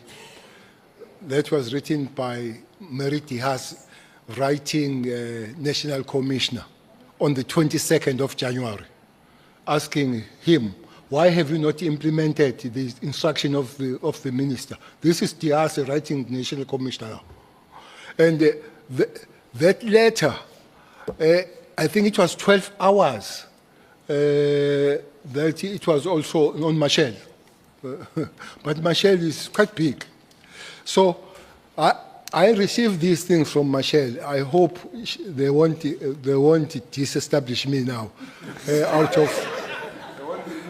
Not immediately anyway. Out of, because it provides a good information, what's the thinking about this hashtag minister, him, and they also pray and all this. Sometimes they speak a lot of Sotho, so then I'll have a problem. But when they speak English and all that. So when I saw this letter, I said, but this can't be. This can't be. There are three elements there, which is Ebola issues, no much discussions. One can come on that if it needs to be. There is a crime intelligence, which had no discussions much about it. One can come on that, which can be. The real one that has taken the center stage is a PKTT. So when I looked at the letter, I said, but this can't be. The letter opens 3 political task hearings. The first word is in 2019, which is wrong. In 2019, that is wrong.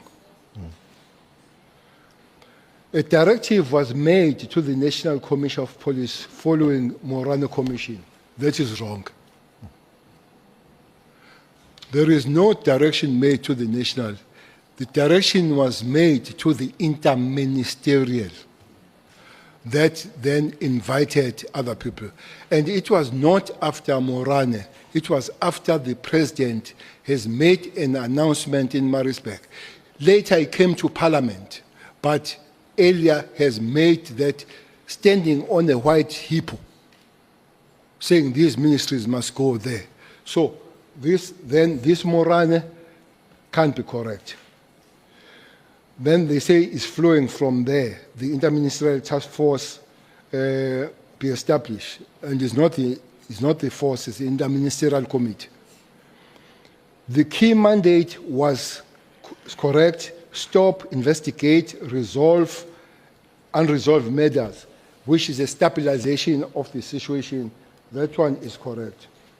My observation in this regard, which should not be the individual observation, it should be the observation of the committee, I guess. Is that further existence of this team is no longer required, nor is it adding any value of policing in South Africa. I therefore direct that the political task team be disestablished immediately. Further, that a preliminary report in this regard be submitted to the minister by the 20th. Observing it, if it were me, I would have said, give me the report on the 20th of this task team. And armed with the report, then I would know what decision I'm taking. But to dismantle and run the report, what is the report for now? Because the decision is taken. But it goes on to say, this is 20th of January. The final and closing report must be submitted to the Ministry Management Executive Committee meeting in January 2025, the date of which will be communicated as soon as possible. It does look like there is an issue with this January. Well, the letter is written few hours before January. Yes, it's December, but it's 5. We are just to come to January. The letter is written, and then give report 20th January. I don't know if the letter did come, the report, but 22nd of January, Mary Diaz writes the letter to the National Commissioner, asking him, Sorry. have you done General, what... sorry, Honourable Chair, can I just point out to honourable members that there is a small... Sorry, there's a little bundle with 2 documents attached. The Mary Diaz letter of 22 January 2025, page 1 to 2, and then there's an article on political killings, political interference, which is written by a Christine, but quotes extensively Professor De Haas. Have you got that, General? That's the letter you're referring to. Yes, I do have that letter. I do have that letter. National Commission Secretary General Massimo pre-email good. That is 22nd January 2025. The headline says, your failure to follow ministerial instruction and disband the political killing team is impacting negatively on the crucial policing work in KwaZulu-Natal. So that is a letter which I think paragraph 3 says, according to a report I have just received. I don't know you received this report from who? Mary Diaz. From concerned police or from concerned members, detectives in KZN cannot take exhibits to Pretoria laboratory because there are no funds to travel, the funds allegedly having been diverted to the political killing team, leaving crucial evidence, e.g. drugs, firearm, DNA, and cell phones in the province contaminated. 4, in other words, If these allegations are true, the Provincial Commissioner and KZN is complicit in ignoring instructions given by the Minister and obstructing regular policing activities in KwaZulu-Natal. Please investigate and report to the Minister and Parliament immediately. Immediately.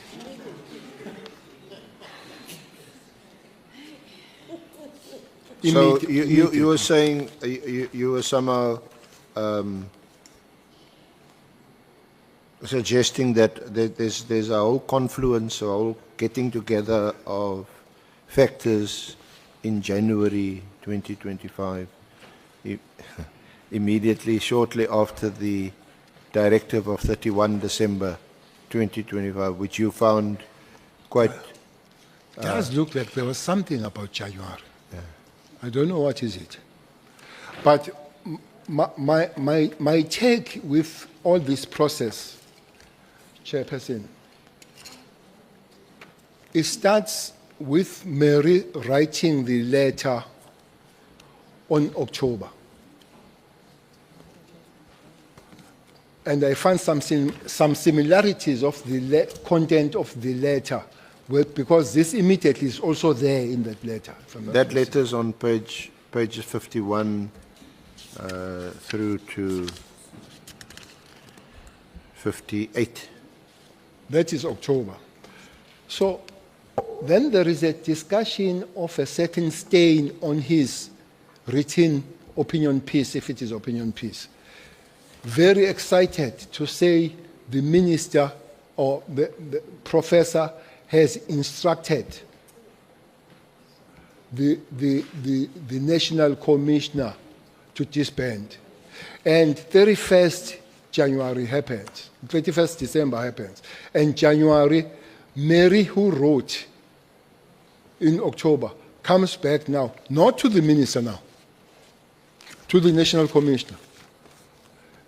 The report must come on the 20th.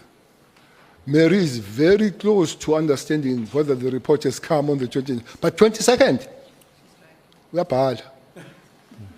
She's asking if that has been done. So it's my take, my genesis of my problem with this is Mary having played quite a big role. I must admit, the Kwana's allegation at the later stage of cartels and all that, I don't understand that much until I hear from Kwana's and what is happening. But my take is that I've seen Mary driving this process of disestablishment of this. I don't know what is her interest. Maybe it does link with the later one. I don't know. So people can check. But also, I find that January has something to do with the disestablishment. That's my take on this process, essay. Yeah, but we also see that in a subsequent letter,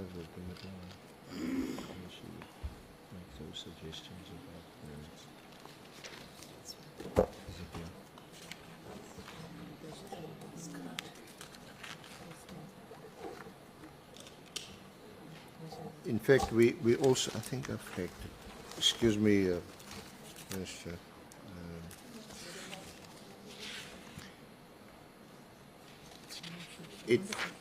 It's the same. If you go to page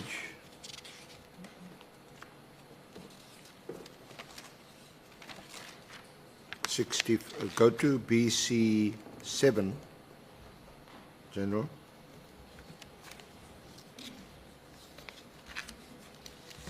Which is on page 65.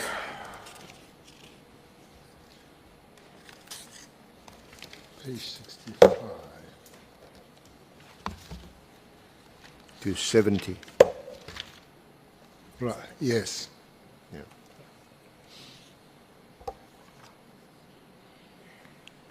Where she makes, if you go to the bottom, well, the the document which appeared in the KZN Monitor, it starts off with reference to the 31 December 2024 Minister Mkunu's directive. And then she says, a few lines in, it seems though that the ministerial instructions are not being followed,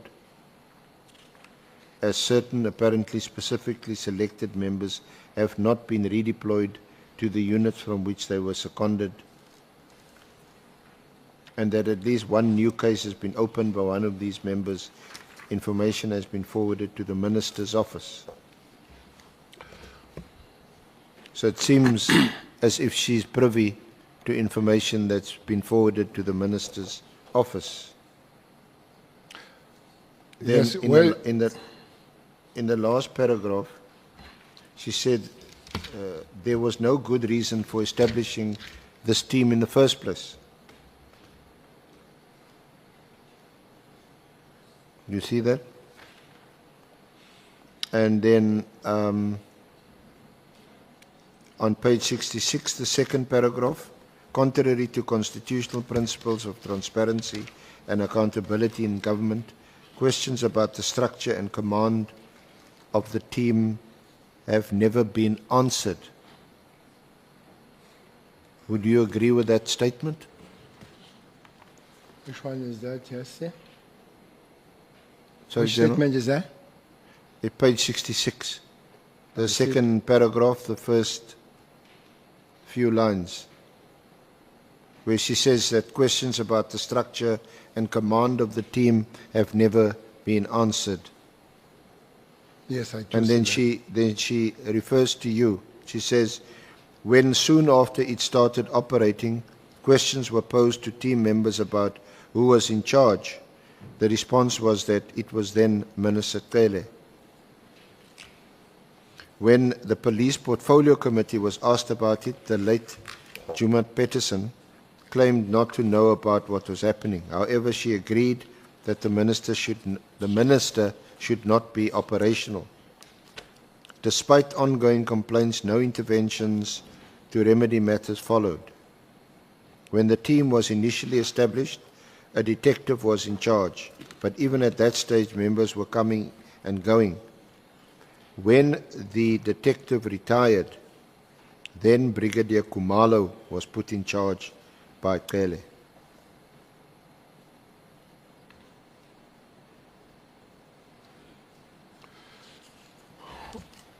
Well, I met Khumalo when the team was established. 2018. 2018, I didn't know him before that. He's one. He was a brigadier. Very few, I think Mkhonas was a brigadier, and among the brigadiers, I would know him and maybe those that were in communication. But brigadiers are quite far to know them all. So Khumalo, I didn't know him. That's the first one. The second one, SC. Ministers of police are just unlucky. They appoint nobody. They appoint nobody. Even the national commissioners, they don't appoint them. The president does. And then the commissioners appoint the structure as per the constitution of command and control. So there is no minister. If I have any... We discussed this, but in terms of the Police Act, the minister appoints the head of the Hawks. Yeah, that's the only person, But according no to the other law. appointments you is the say only are person made by that the you minister. appoint, yes. So that the Hawks. But when it comes to the South African Police Service and all that, that is the... So Cele could not then have been appointed Khumalo. Even if Cele wanted to appoint Khumalo, had to explain to the rest of the ministers that were part of the interministerial, what is this? So the issue of Khumalo, knowing him, whether it's investigator, whether it's in crime situation or crime intelligence, really I wouldn't know. This is a researcher talking. So she can't just research that ministers don't appoint an accomplished researcher. She can't research that and know that ministers don't appoint when it comes to police. So the chairperson, there is even the issue of DTGs. I explained who Lieutenant Generals are. They are DTGs. In government, DTGs are appointed by cabinet. So DTGs, you motivate, you interview, and you submit to cabinet, and the cabinet agrees or disagrees. But not with the police. The commissioner announces in the morning that you are now Lieutenant Colonel. So you are Lieutenant General. And I think when I was the National Commissioner and became the minister, I raised it to say I find it far-reaching that a single person can appoint a DTG. DTG is very senior. So if he's appointed by you alone, really he will save his job by respecting you and not doing his job. I think it's even unfair to the DTGs to be appointed in that simplest way and all that kind of thing. Maybe it is on that score that my predecessor, Sambalula, came with the regulations that commissioner can appoint at the level from Major General in concurrence with the ministers. So that came because there would be many generals around here that you don't know when they came about and all that. But this concurrence does not then stop the commissioner, which is his constitutional and legislative prerogative, to continue and do it. So, Cele coming to appointing Khumalo when he can't even appoint Masimula, a researcher must know that, especially if it is an accomplished She claims researcher. that you appointed Khumalo also as the head of SAP's crime intelligence in 2022. And she questions how he could be the head of intelligence, crime intelligence, and also the head of the task team. As I've said, that maybe that could be answered by a person who appoints those people, which happens to be a national commissioner. Okay. Now, what is also, because I suppose at this stage you can only suspect that Professor Daas has some or other role to play in the ministerial directive of 31 December. But what is also quite interesting is that yesterday when the Minister Mkhunu concluded his evidence, he made two recommendations to this honourable committee. One of them is that the three oversight bodies currently in place at as part of the overall security apparatus, IPID, IDEC, DPCI, that these bodies should all be merged. What paragraph is there? Yeah, I'm just paraphrasing, but you'll find it at page 52, which is in her letter of 31 October 2024. This is one of those letters which the minister says informed, amongst other things, not everything, there's a whole range of things, but this is one of the letters that informed his decision of 31 December.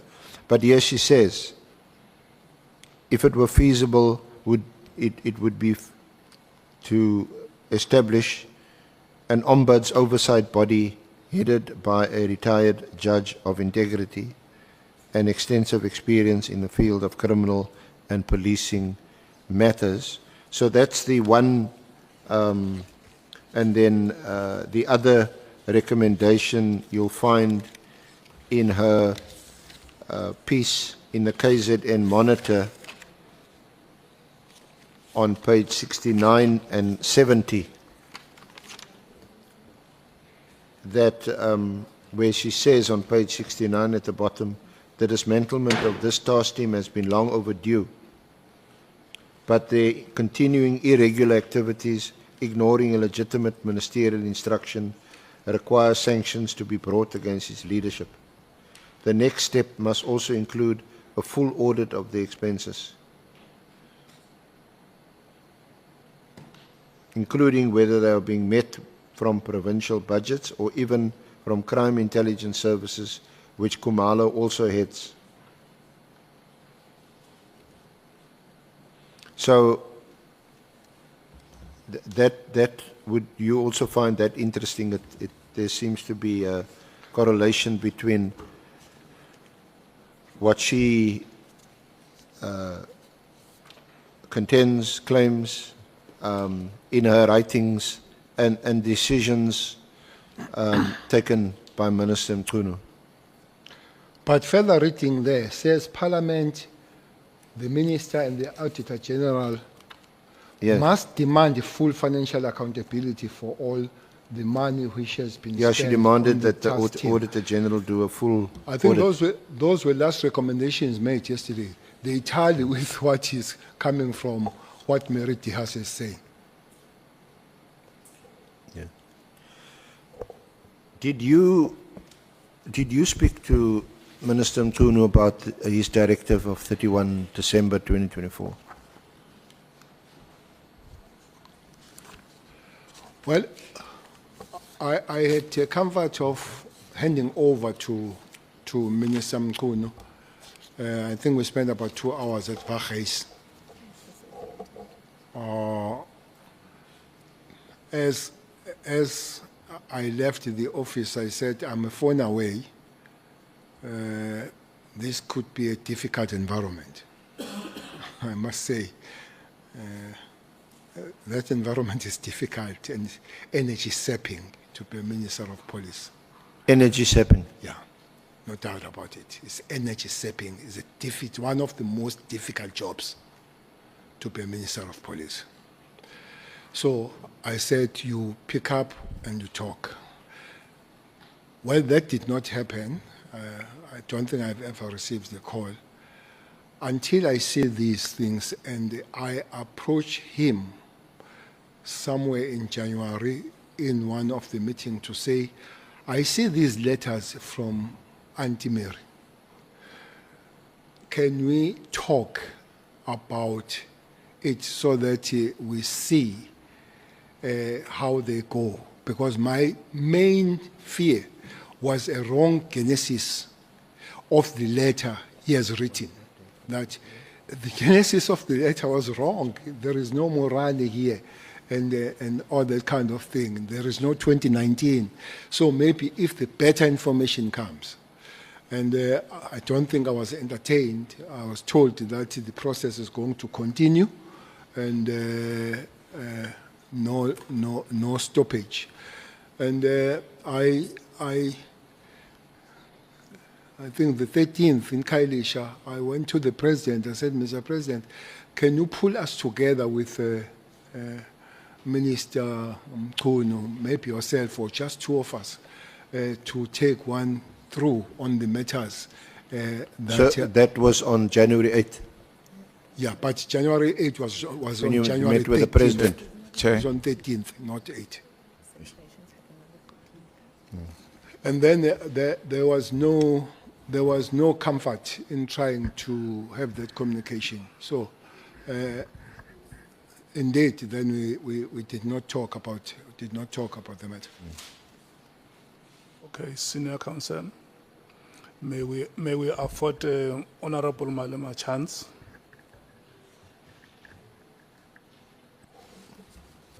Chair, I was asking if someone has got a picture of Mary Dihase to put it there. Auntie Mary.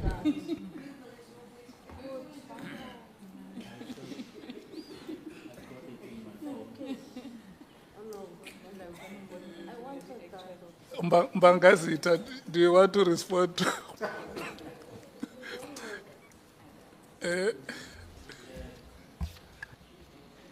Yes, Honorable Chairperson. I was actually saying that I've got her picture on my phone, and I can volunteer to actually share it with him.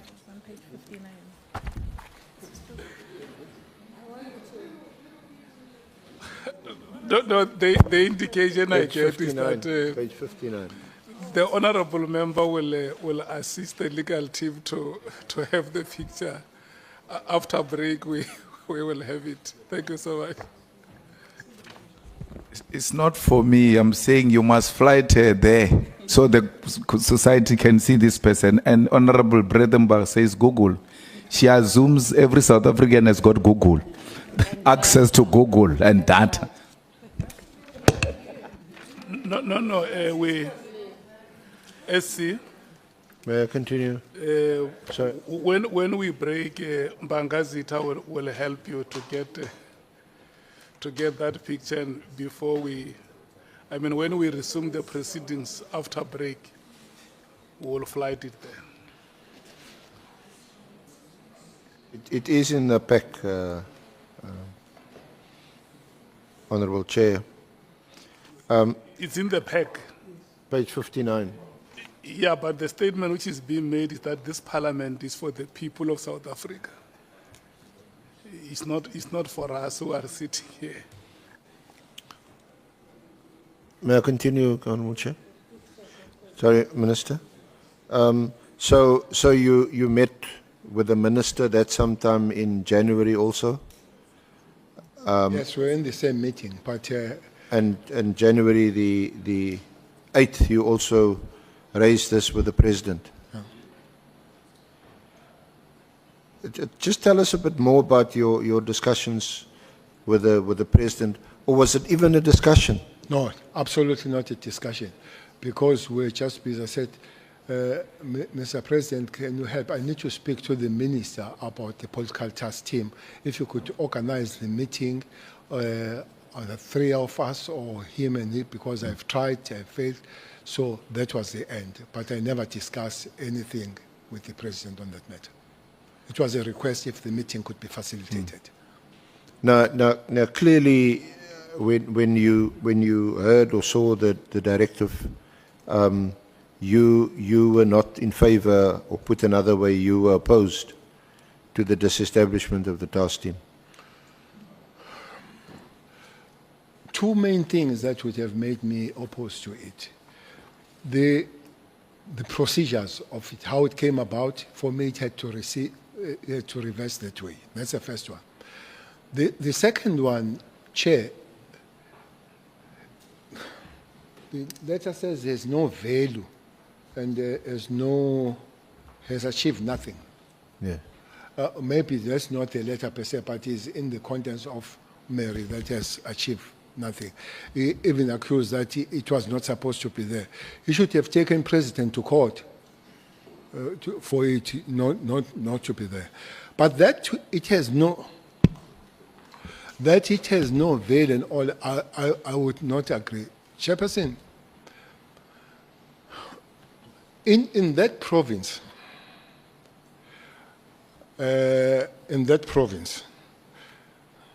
Pangasita would know. I'm not going to talk about him and me. But in that province, things do flare up now and again. The mandate of this team is to investigate, arrest those people, and create stability. So here they say its work either is done and all that. It's not done. There are cases there. One of the biggest cases that the team is dealing is Nongoma, where the manager, the finance CFO, and the supply chain they are arrested. Their arrest, as Mary argues that they are not supposed to, their arrest comes from the matter of Councillor Mkhunu, 75-year-old. I don't know what's wrong with Councillor Mkhunu because President announced on Councillor Mkhunu. So there's a 75-year-old Councillor Mkhunu that was killed at Nongoma of the NFP. And then when the investigation was done, it was found that the man was paid through the structures of municipality to Ingabi, to the hitman. That's why they are arrested. So that case is still under investigation. Those people are going to go in court. If you disband with immediate, what happens to those cases and all that kind of thing? And the further investigation. Secondly, this team must create stability. Chairperson, through you to this, half of eThekwini councillors are guarded. Those that come from eThekwini would know, are given protection because they fear to be killed. Mostly there would be ANC and IFP. They are still under guard. The municipality pays extra money, pays extra cars for them, pays extra SNT, pays overtime for those policemen. So this stability, for me, is not there.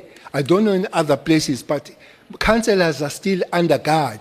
So which means, while a lot of work has been done, but the mission has not been accomplished. Maybe, I must say so, because there is this argument that there is a time bound for this KTT. I agree. But task teams and operations are based on two things, on timeline and the accomplishment of the mission. It's not because it's a timeline, so we say 6 months, and 5.5 down the line, people, they shoot each other. They said, yeah, guys, we said we stay 6, we are going. No. If the accomplishment of the mission comes early, yes, you can even go earlier. But if it doesn't, those that have authority to extend, which I guess the National Commission would do, it will be so. For me, it can't be measured with the situation that is one councillor. To me, it's a very costly measure to say, because one councillor has just been killed of late, it can go. It is. There should be stability to say, we are sure now that everybody that is causing trouble we have dealt with. Wanongoma, there was a time when all councillors of all organizations were sleeping at Richards Bay. When the night falls, they get in a bus or taxi, they go, it's 116 kilometers away. They go and sleep there. What stabilized them to come back? There are two things. Those people who were arrested. So there's stability to Nongoma. But is that stability all over the province? No. It's not all over the province. As I'm saying, that people are guarded at eThekwini and at a big expense, the councillors. 2 months ago, when I passed at Kwamash Hostel, the councillor there, Gwala, was escorted by the police, people chasing him literally. He's an IFP councillor chased by IFP people. So don't tell me that there is a stability that you can come. So when all those people are removed, for me, then that will be established. Then the mission will be accomplished. What happens if you withdraw them and then there's a flare up again? You go and constitute them and all that kind of. So I don't agree with having no value and mission having been accomplished. So without wanting to put words in your mouth, you seem to say that one shouldn't just evaluate or analyze the successors or otherwise of the PKTT in terms of the number of arrests, the number of prosecutions, and how many years people were sentenced to jail. But where there is a period of relative calm, it could, or in your view, that's also due to the continued presence of the task team. But the letter itself does say the key mandate was to stop, investigate, resolve the unresolved. Resolve the unresolved, which means it is understood for the fact that people are still gathered, for the fact that an investigation in some municipalities, there are cases that are unresolved that need to be followed and resolved. Even the letter understands. So why do you then stop when the mission has not been accomplished? What about one of the minister's reasons or arguments also that all South Africans, all of us, deserve and are entitled to protection and to be safe, and not only a selected province or a selected group of people, like in this case, politicians, mostly councillors, but he points, for example, to murders here on the Cape Flats, as you well know, and in other parts of the country now, Westbury, other parts that we read about almost daily. And for that reason, it's not just or equitable to just have a political task team that's focused on one province and one category of persons. Chairperson, is like saying you have a bread. Instead of buying the bread for those that don't have a bread, you take the bread from the ones that you all go hungry. Instead of buying the bread for those that they don't have the bread. I fully agree. We are all equal. But maybe the books that we have not equality does silently apply sometimes. Some are more equal than others. Chair, it's not true that it's only task team that takes money. From 2021, there's Operation Mkodwemvubu. That is Kwamhlabeyalingana, the cross-border crimes. In Cape Town, there is a Operation Thunder / Operation Lockdown, which takes, I don't have figures, but I would suspect that Cape Town one might be even taken more. When is my suspicion. For instance, if you bring 200 police from other provinces and they stay here at the cost of 800 rand a night,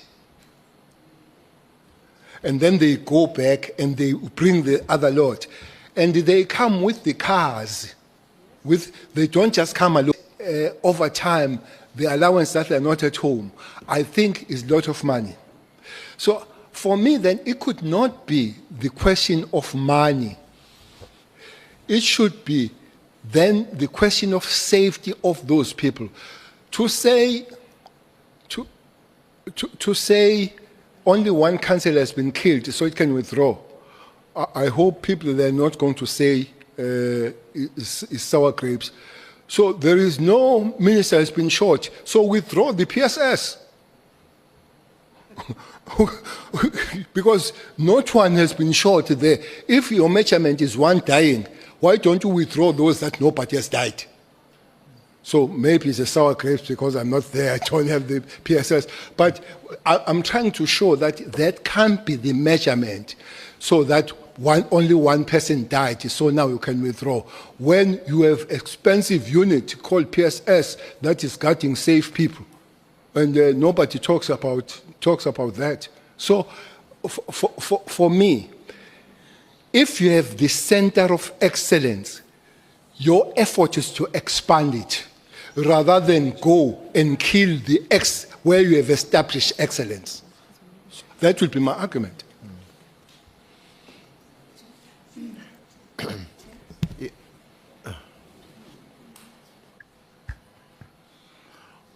Honorable Sangweni. Much, Chairperson. No, I just need clarity on this example that Minister Mkhunu is making.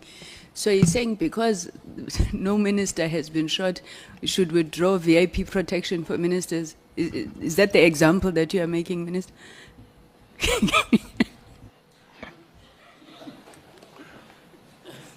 No, Chairperson, I hope it's not sour grapes.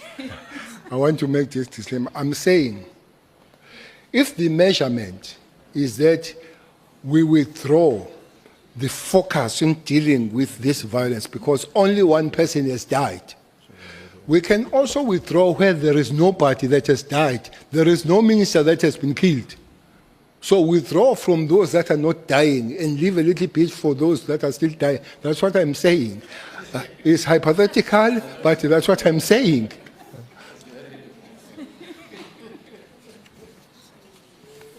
Do Sour grapes, I you know. want to make a follow-up, Honorable Sangweni? No, it's well said, General. SC? Thank you. Let's proceed. Thank- Proceed immediately. Yes, sir. General Cele, is there anything else you want to comment on the directive before we move on to another topic? Chairperson, I don't want to be unfair to Minister Mkhunu to say it's cut and dry that you can't make suggestions. But for me, it would have been more relevant to sit down with the National Commissioner and say, that's how I see things. Just to get some outside influence with a very tough language to say, you instruct. Ministers don't instruct national commissioners. We can sit down and put my ideas and say, but Minister, it is not so. Operationally, there is 1, 2, 3. I said, well, I didn't see that angle. That was a blind spot to me. But 1, 2, 3, that's how I see. So I think, Chairperson, they are quite, let's take this PT without N. So let's take it and you say how it came about, but further discussions. So we go to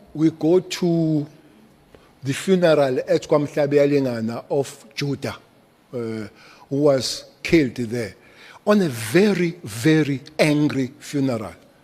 They say, you go and fix this thing. So is the people there, sitting there.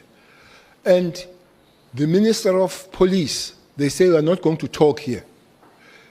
Finally, they say, talk and talk what we are going to understand. Tell us how we're going to fix this thing. Minister of Police did not go and open Operation Mkotwemvubu. He went to the National Commissioner and said, we have a problem there. How can we deal with those matters? National Commissioner has a right to say, this is my way. So he needs to operationalize it. But I can't come and say, General Kumalo, as I see now, we go with. Even the commissioner, that maybe our relationship of working was not all not that warm, generally told. When the Senzo matter was done, it was General Stoll who came with the idea and the people of the cold cases. It was not minister. So for me, it does need a better work. You don't have to be friends with the National Commission. You don't have to be friends. But it does need, otherwise you end up being unconstitutional, breaking the legislation and all that kind of thing. So for me, that would help next time, that all ministers and national commissioners don't be friends, or don't be friends, drink together and all that, But remember, we are here to work together. For me, that would help. Just good old-fashioned consultation, conversation, discussion, interaction to find a solution to a problem. And the legislative space and constitutional space, to be respected. yeah, to be respected. That maybe will come, because there was a discussion here of the devolution of powers. I thought for some reason the committee put the provincial commissioner on a political arena. For me, that was a hell of a political arena for the provincial commissioner. The constitution is very clear, says the police will investigate, combat, uphold, and enforce the law. The constitution doesn't come close of rearrangement of the constitution by the officers. I think the national commissioner there was put in a wrong arena. Unfortunately, the arena that he was put on is an ideology of some political parties. So I could see pushing him to push their ideology. I really sympathize with him. Just briefly, what was your relationship with General Satole initially when he was the National Commissioner, and then subsequently General Masemola, who is the current Commissioner? General Satole, we were really working, but I don't think we were warm. General Satole was appointed a month before the election of the ANC National Conference. So there was this thing of appointing a month before this happened. Mdluli was appointed a month before the National Commissioner comes in. Satole was appointed a month before we're going for elections, which you know that will be there for a year, but you appoint a person for next 5 years. So maybe there was that. But as we came, there was a big issue of Satole of illegally purchasing of a grabber, which looks like him and Minister Mbalule, they have agreed to purchase the grabber. The grabber is a listening device to you here. And unfortunately, it was used to me, the grabber, whatever the grabber or what. But it was used. I was illegally listened by my police, led by Mdluli, from December to March 2010 to 2011. So I was listened. So it's something that happens. It's supposed to be. By the way, maybe that's another legislative that legislators will have to look at. If they want to get this 205 to listen because there is a project, what police do, they take a batch of the people they want to listen to the judge, and the judge grants the permission of the badge. But in the badge, they can put the name of anybody. That's how they did with me. They put Jabulani Mdlalose, and they put the number of Cele. So the judge approves the badge. The judge should approve the individual. I think the law must say so that we know that this is not abused to listen people that are not supposed to be listened. So that is a legislative maybe, because I think in the things that is supposed to happen, people will have to look at the legislative matters. The other one, before I forget, it's a law of intelligence. Chairperson, that law, I think it rests with justice. It's such cumbersome law. If the Minister of Police wants to, in his or her department, buy the equipment to work on the devices of working for information, he needs to approach the Minister of Justice. The Minister of Justice needs to invite the Minister of State Security and the Minister of Defense. And as they agree, they invite the Minister of Communication. If one minister says no, that can't work. I find it very cumbersome. That's what happened July 21. That's what happened. That the devices that were there could not be used because one minister said no to stop the spread of July 21. So I find it a very cumbersome law. So I agree that you can't have agencies that monitor people without any kind of monitoring. Maybe only the Minister of Justice rather than Minister of Communication and all that. So it's one law that I think as the members of the legislators, they go forward, they can look at it. Okay.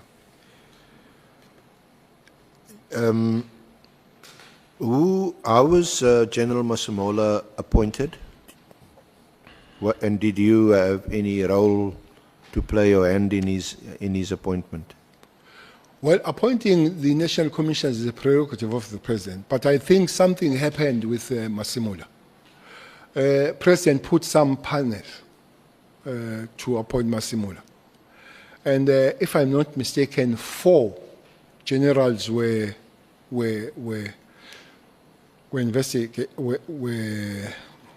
interviewed.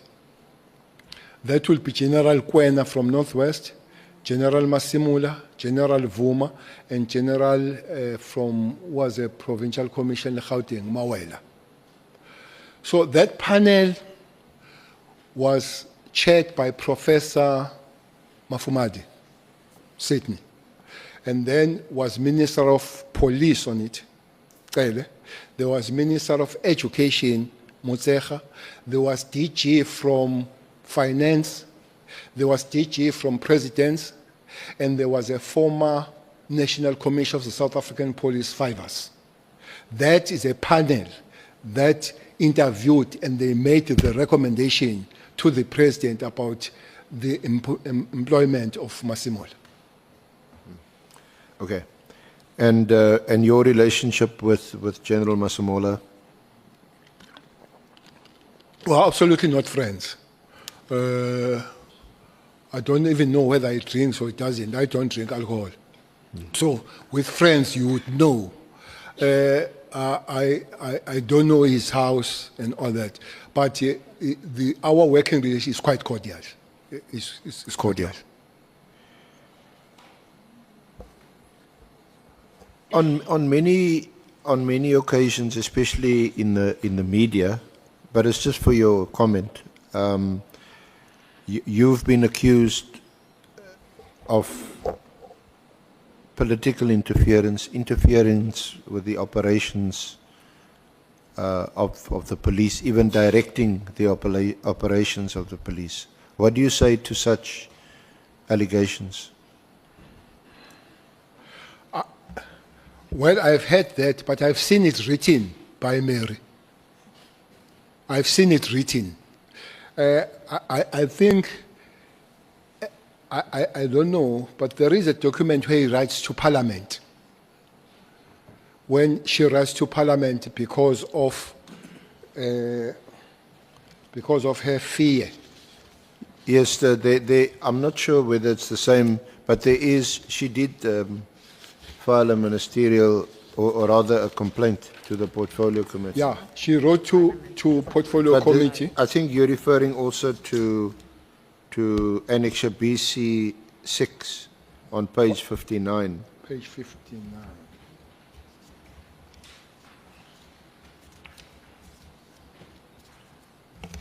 There's a handsome couple on that page. There is a picture of You and Bekhi Mr. Cele and Mary Diaz there, eyeball to eyeball.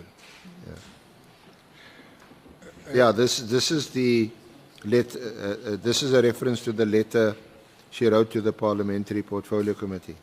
as well as to the Speaker. This one looks like, looks like is an article Yeah, but it references based, the complaint to written the... by Stein, based on the submission made by Mary to Parliament Yes. about, she tells Parliament that Cele is also known to have dangerous friends, including in the taxi mafia industry in KZN, which is the main home of hitmen. That's how she describes Cele. There is one thing that I agree with him, that there are many Zinkabi in that province. No, I would not, I wouldn't. But he says I'm a friend of them, and she's scared of me because of, that's what she says, I'm putting on record publicly with Parliament that I believe that if what I am told by police members is incorrect, Mr. Cele Bekhi is endangering my personal safety.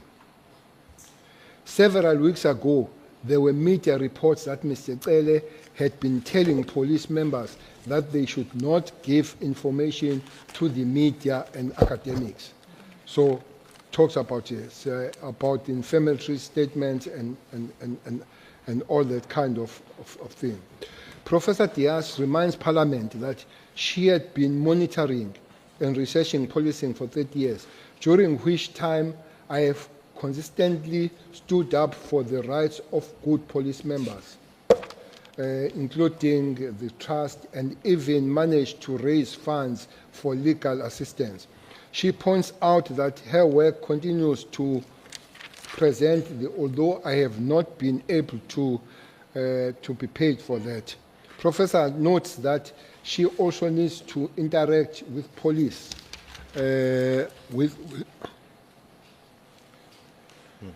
This is written about Cele.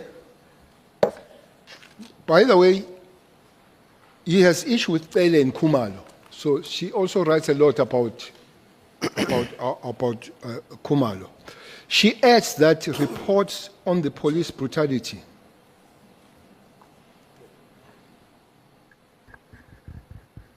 Honorable Nola.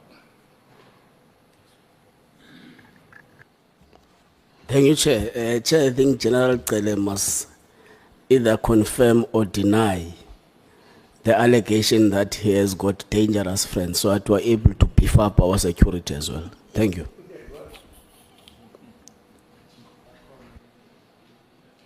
That he has, what, dangerous what? Chair, the General is reading an article or a letter or whatever that accuses him of having dangerous friends. So he must confirm or deny the allegation so that we know if there is a need as the committee to beef up our security detail as well. Thank you.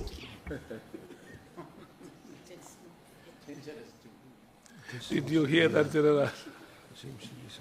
Well, Chairperson, it's direct to say I have dangerous friends in taxi mafia. So I don't have taxis. So I don't know what would put me in the taxi mafias and taxi industry if I don't have taxis. So those dangerous friends maybe are known by... So General, she, in summary, at the bottom of page 61, she says, as for the police minister's attitude towards her, she writes, it seems that Minister Cele takes exception to my exposing the fact that his conduct is unconstitutional and illegal.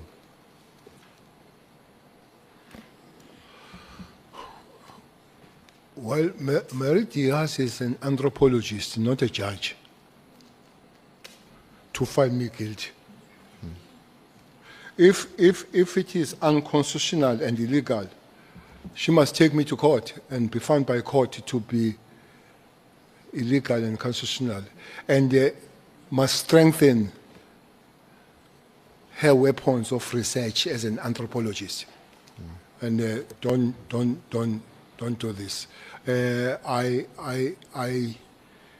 I don't think I've done anything illegal and unconstitutional, as she said. She claims also at the end, and on page 62, your allies in the police include apartheid-era police and agents, some of whom used state funds to order the assassination of Sindiso Makaka. Some CIS members have been implicated in the attempt to kill Tabiso Zulu, who Cele refused to protect. Others have been used at Cele's direction to try and track down Patricia Mashale. Cele is also known to have dangerous friends, including in the taxi mafia industry in KZN, which is the main home of hitmen. This is the environment in which I live and move around. So she says she's putting all this on record to Parliament and to the public, as I want Minister Cele held accountable for further endangering his life by his reported inflammatory utterances. This was to the Portfolio Committee. Just your comment. Well, I don't know. It would have been nice if Portfolio had called me.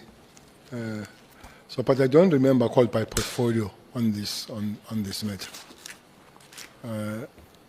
I guess that would be the sixth. That would be the sixth administration Portfolio, because she talks of Jumati as a chair. May her soul rest in peace. So I don't. But it would have been nice, really, to come and explain, because I guess they would have called both of us. Mary and Cele, to how to endanger. She speaks of Tabiso and Mashele. I have no time to talk about Mashele. You are in a WhatsApp group. Yeah, I know all what she thinks. Yeah. I can speak about Tabiso. Tabiso is a close friend, or was a close friend of Makaka, Sindiso, the former ANC secretary youth that was murdered. The case is in Maritzburg, and somebody has just been sentenced there. So, on that case, I was taken to public protector, Advocate Mkwebana, for refusing to protect Tabiso. Tabiso was a witness. So everybody knows that witnesses are protected by justice, not by South African Police Service.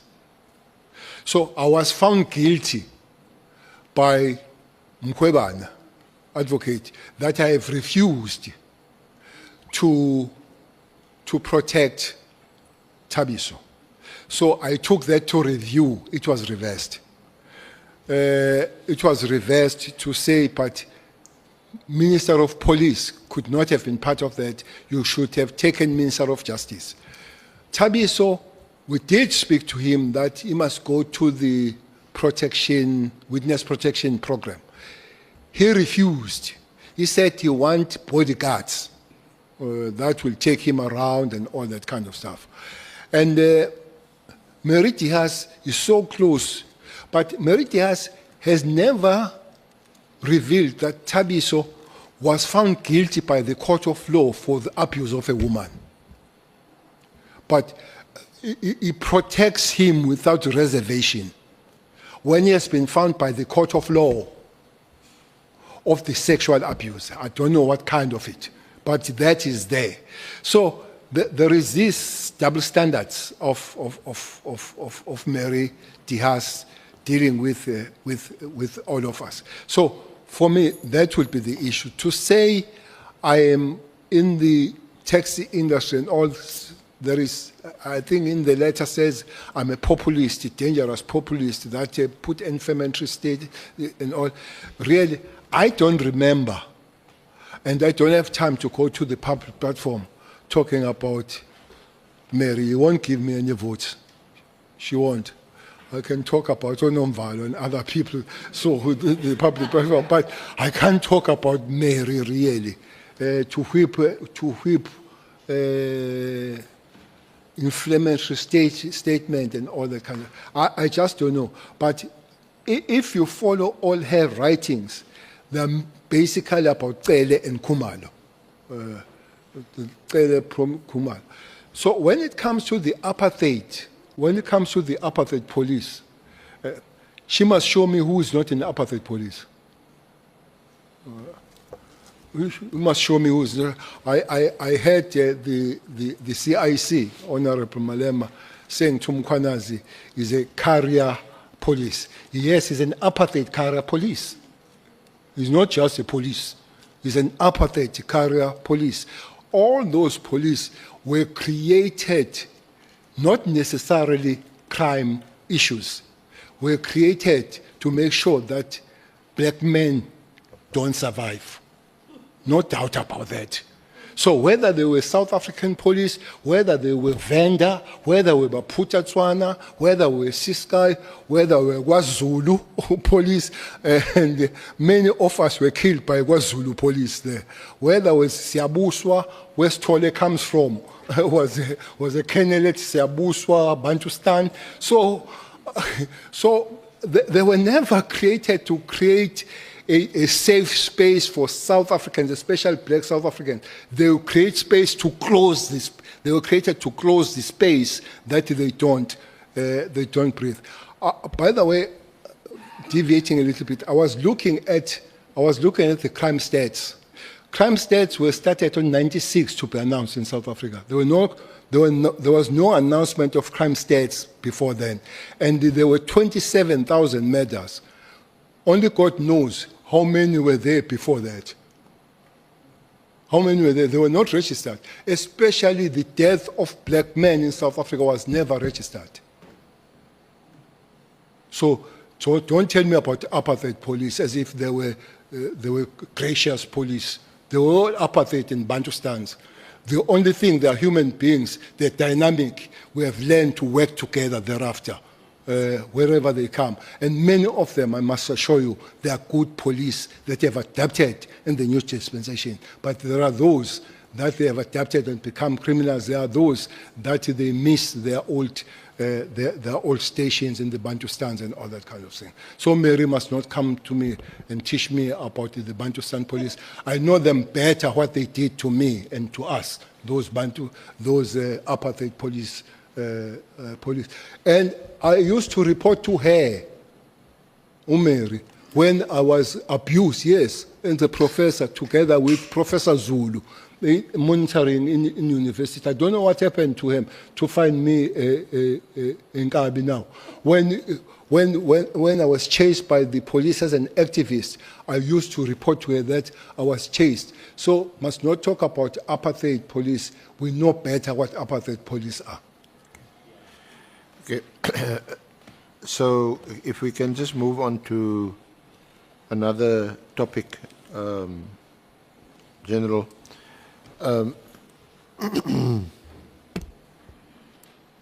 Do you know Brown Mokhotsi? Have you met him? No, I don't know Brown Mokhotsi. Not even as a comrade?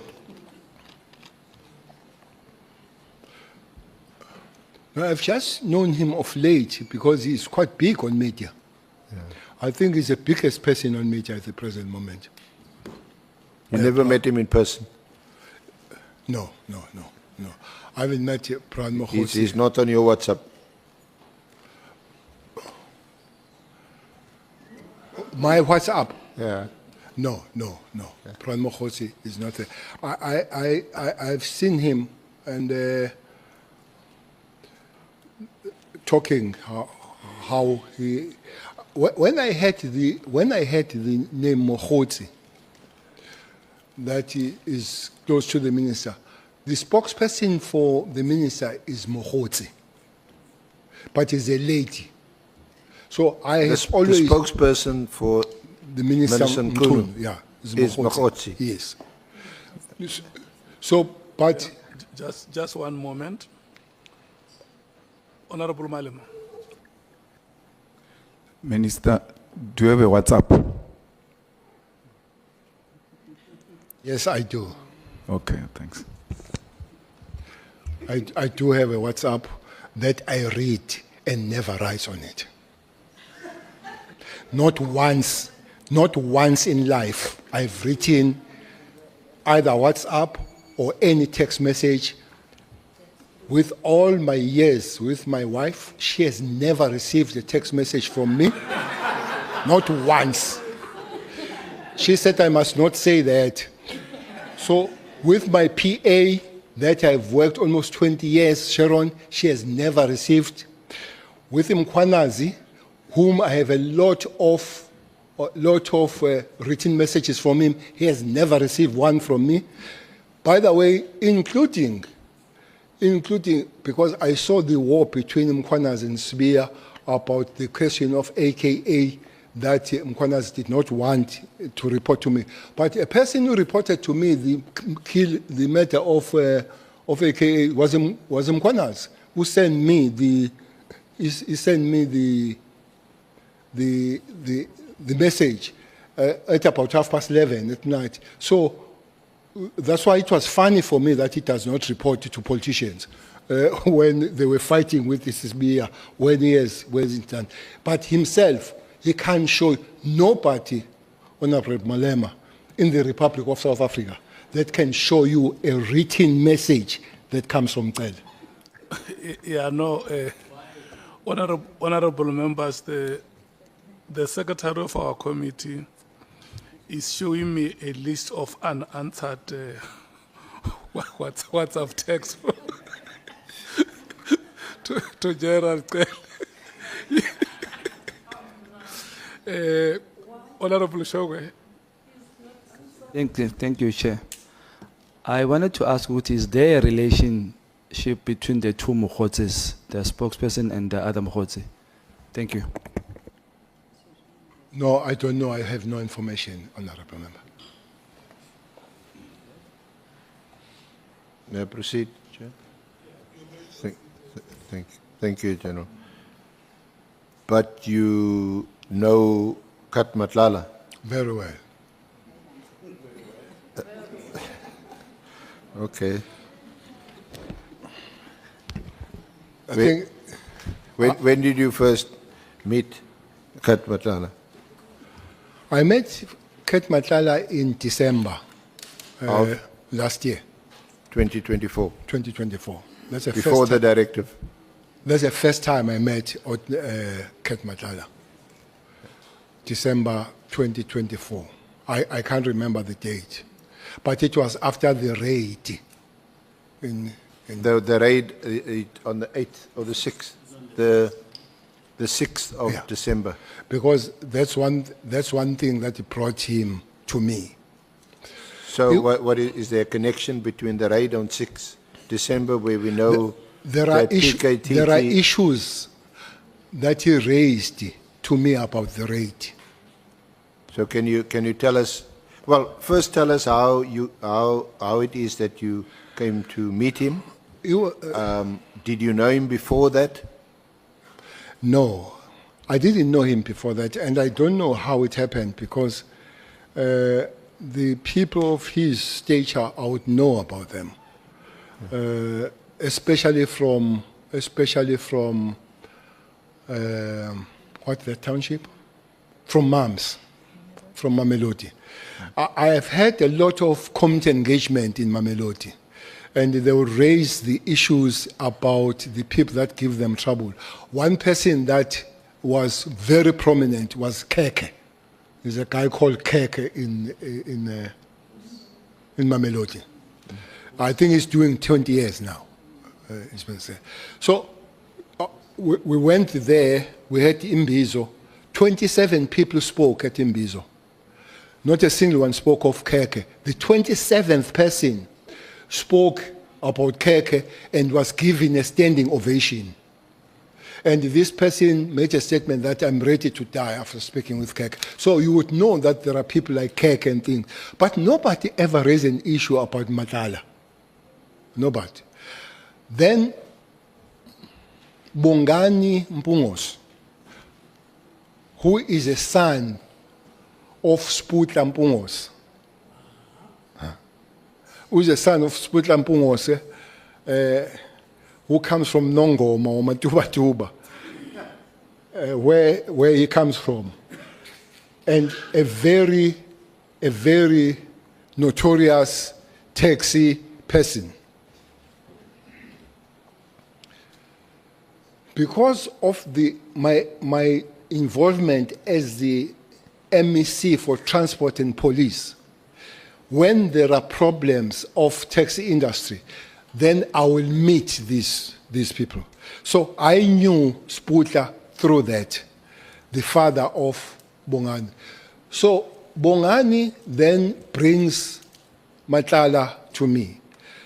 So I think a week or 2 weeks I've read earlier to say there is this Tembisa person who has received this 360, is it 360 or 260 amount of contract from the South African police. They came and I met them in Beverly Hill in Durban. So I met there. I think I delayed two days because Bongani, who's known as Mabonga, did not tell me that he's bringing somebody else. So as I came there, because there was a photo of Kate, I said to him, "You look like Kate." He said, "I'm one." I said, "Nkosiam, what's the story with you and me and all that?" So he said, "No, he has asked Mabonga to come to me because there are 2 issues he wants to raise with me." Where were you meeting? Beverly Hills Hotel in Durban. The Beverly Hills Hotel. Yes, sir. Do you know Beverly Hills? It's a fancy hotel.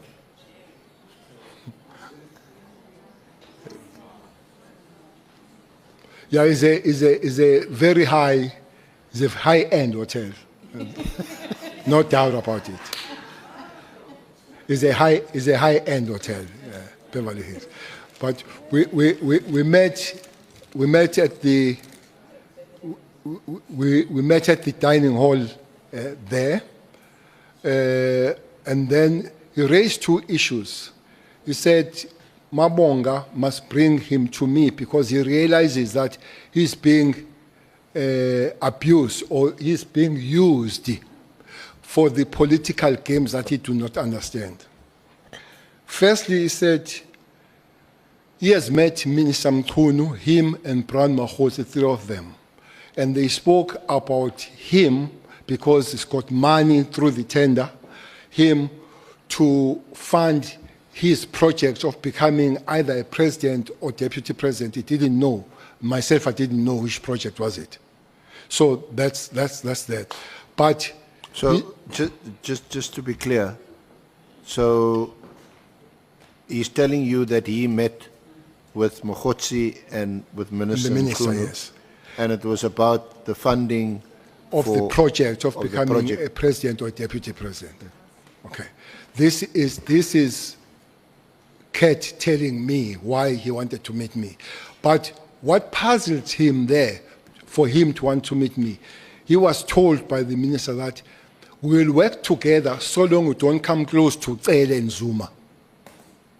I don't know why it mixes me with Zuma. But it looks like that's what he said, that don't come close to Cele and Zuma, so we'll work well with. So that's why he says he realized that there is a game, some political games, hence wanted to see me. Did he give any details of when they met? He met with Mogotsi and with Minister Mkhunu? No, and I did not want details myself. But he didn't. The second one was about then the raid.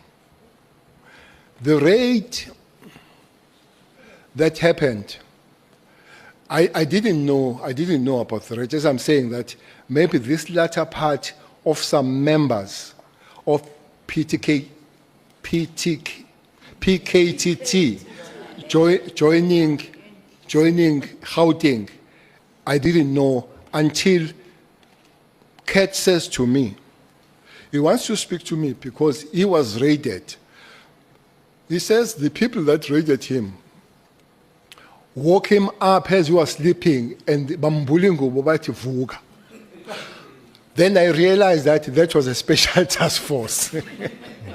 Immediately, when they come to your bathroom and they wake you up, that could be only nobody but a special task force, those capabilities. So I realized that was this. So I asked, what has happened? No, they've rated him on matters, I think on matters of accusation of drugs and all that kind of thing. So me, where do I come?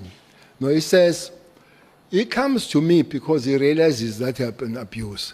After that, he says he has been approached by Sibia, General Sibia, to write an affidavit against Kumalo so that Kumalo can be arrested. So this cat tells me. Which Kumalo? You Kumalo- know quite a few Kumalos. No, this one, the Not head, Dr. Kumalo. the head of the CI. The head of the CI, the leader of the PKTT. Yeah. He says, so why? He said, no, I've come to you because of that. But what made me really come to you is that there is a case that is coming next week where I've taken Kumalo and his team to court for unlawful raid. So the reason is that I must take Kumalo to court so that he can lose the case and the Sibia finds the way to discipline him. That is Kat telling me the story. He goes on to say he was told or struck the affidavit of taking Kumalo was written by Sibia to say they've stolen his Rolex and the jewelry for the wife. So they must write it so that it's not just the raid, but it's also the theft. So that's why he comes to me. He says he doesn't want to take police to court because he has just got the tender. So it doesn't want to harm his relationship with police. So Mamonga told him that I know Kumalo, so I can talk to Kumalo that they resolve the matter out of court. And indeed, I did speak to Kumalo about this thing. And I guess the lawyers did talk and the matter didn't go to court. But also what was I suggested to him that maybe it would be good if he meets Kumalo and briefs Kumalo per se. I don't know if they did meet with Kumalo. But in the case, I know that did not go to court.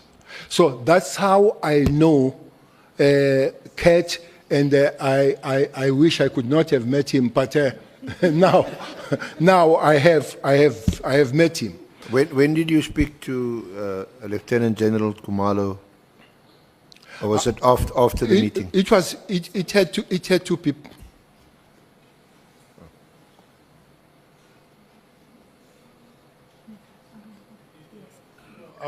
I'm looking at the time. We need to break immediately. But I will request the Honorable Sokanyile to place a question. Thank you very much, Chairperson. No, I thought the former minister hasn't finished. If Matlala and so come to him to say that there is this for Kumalo, wrong affidavit, and Matlala has recently got the tender, then if they are saying that they've come to you to assist, they said to you, what are they going to give you? What was at stake for you, for them to assist? They didn't say anything. No, they didn't say anything but giving me the stake, and I didn't want any stake. The issue was, again, not most by Matlala. It was by the person who knows me, who is a son of of a person that we worked in the taxi industry. But there was no prize. I hope prize would have been called. But there was no prize. There was no prize of it.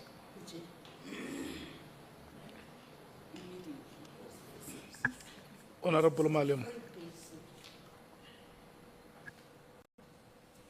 So, General, we understand you to be saying a son of a person you have known convened a meeting and did not warn you that he's coming with someone else.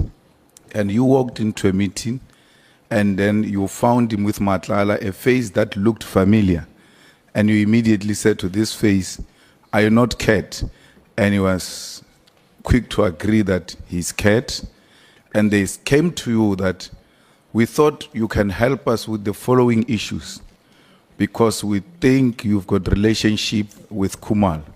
One issue is that I'm being abused or used because I got a tender of 360 million to finance a campaign of Minister Mkhunu to become either president or a deputy president. I had a meeting with them, Mkhotsi and Mkhunu, and they can only work with me if I don't bring Cele and Zuma into the picture.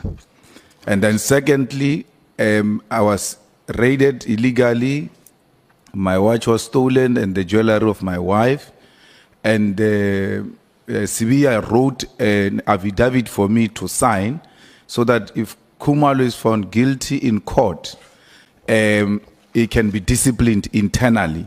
And then that's the way they'll find the quickest way to get rid of Khumalo into the police. And then he realizes then that I'm being used to fight internal police battles. Yes. And as they articulate that, nothing has been offered in exchange for you to intervene or help them. They don't say, as a result of this intervention you're going to make, you'll get this or that. They just came to you as a well-known politician, an elder to this Mpongo's son, and they thought perhaps they can get counseling, advice, and some intervention from you. Am I correct? I believe so. Thank you. Yeah.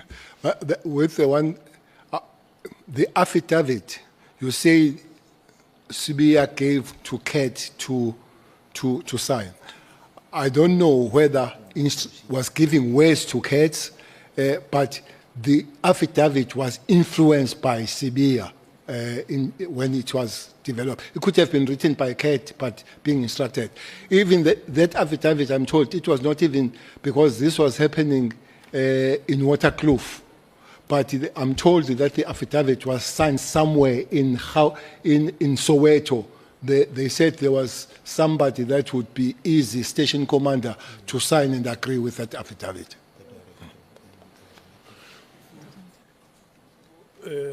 Let me check. I see the hand of Honorable Sangoni. Is there any other member who wants to speak so that we can close the list? Raise your hands, those who want to speak. Okay, Honorable Sangoni, Honorable Skosana, Honorable Nomvalo, you are third and the last. No, thanks, Chair. No, just very briefly, General. Was this Rolex and the jewelry stolen or not? So was the affidavit that Matlala deposed fake?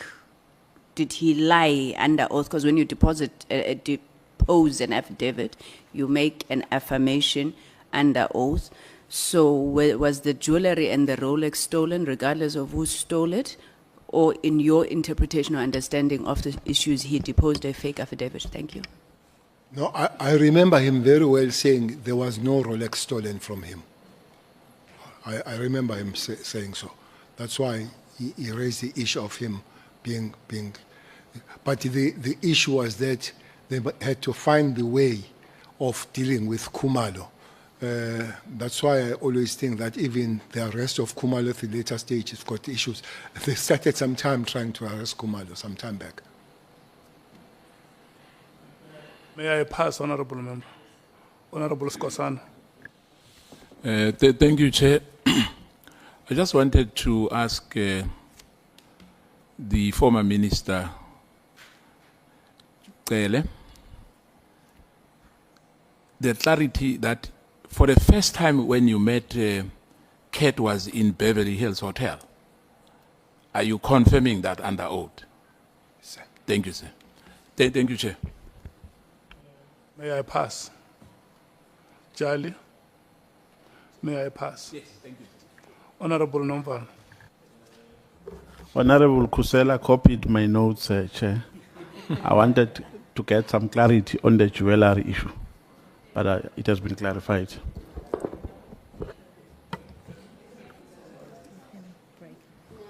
Honorable members, I had said that we were going to break immediately, but I can see that you are gradually coming to accept that immediately is not immediately. Senior SC, may I check if you wanted to conclude your questions before we break? The honorable members are agreeing that immediately is no longer immediate. It's a convenient time, Honourable Chair, to take the lunch adjournment. So you are restoring immediately. Yes. Thank you so much, honorable members. We will come back at 14 hours.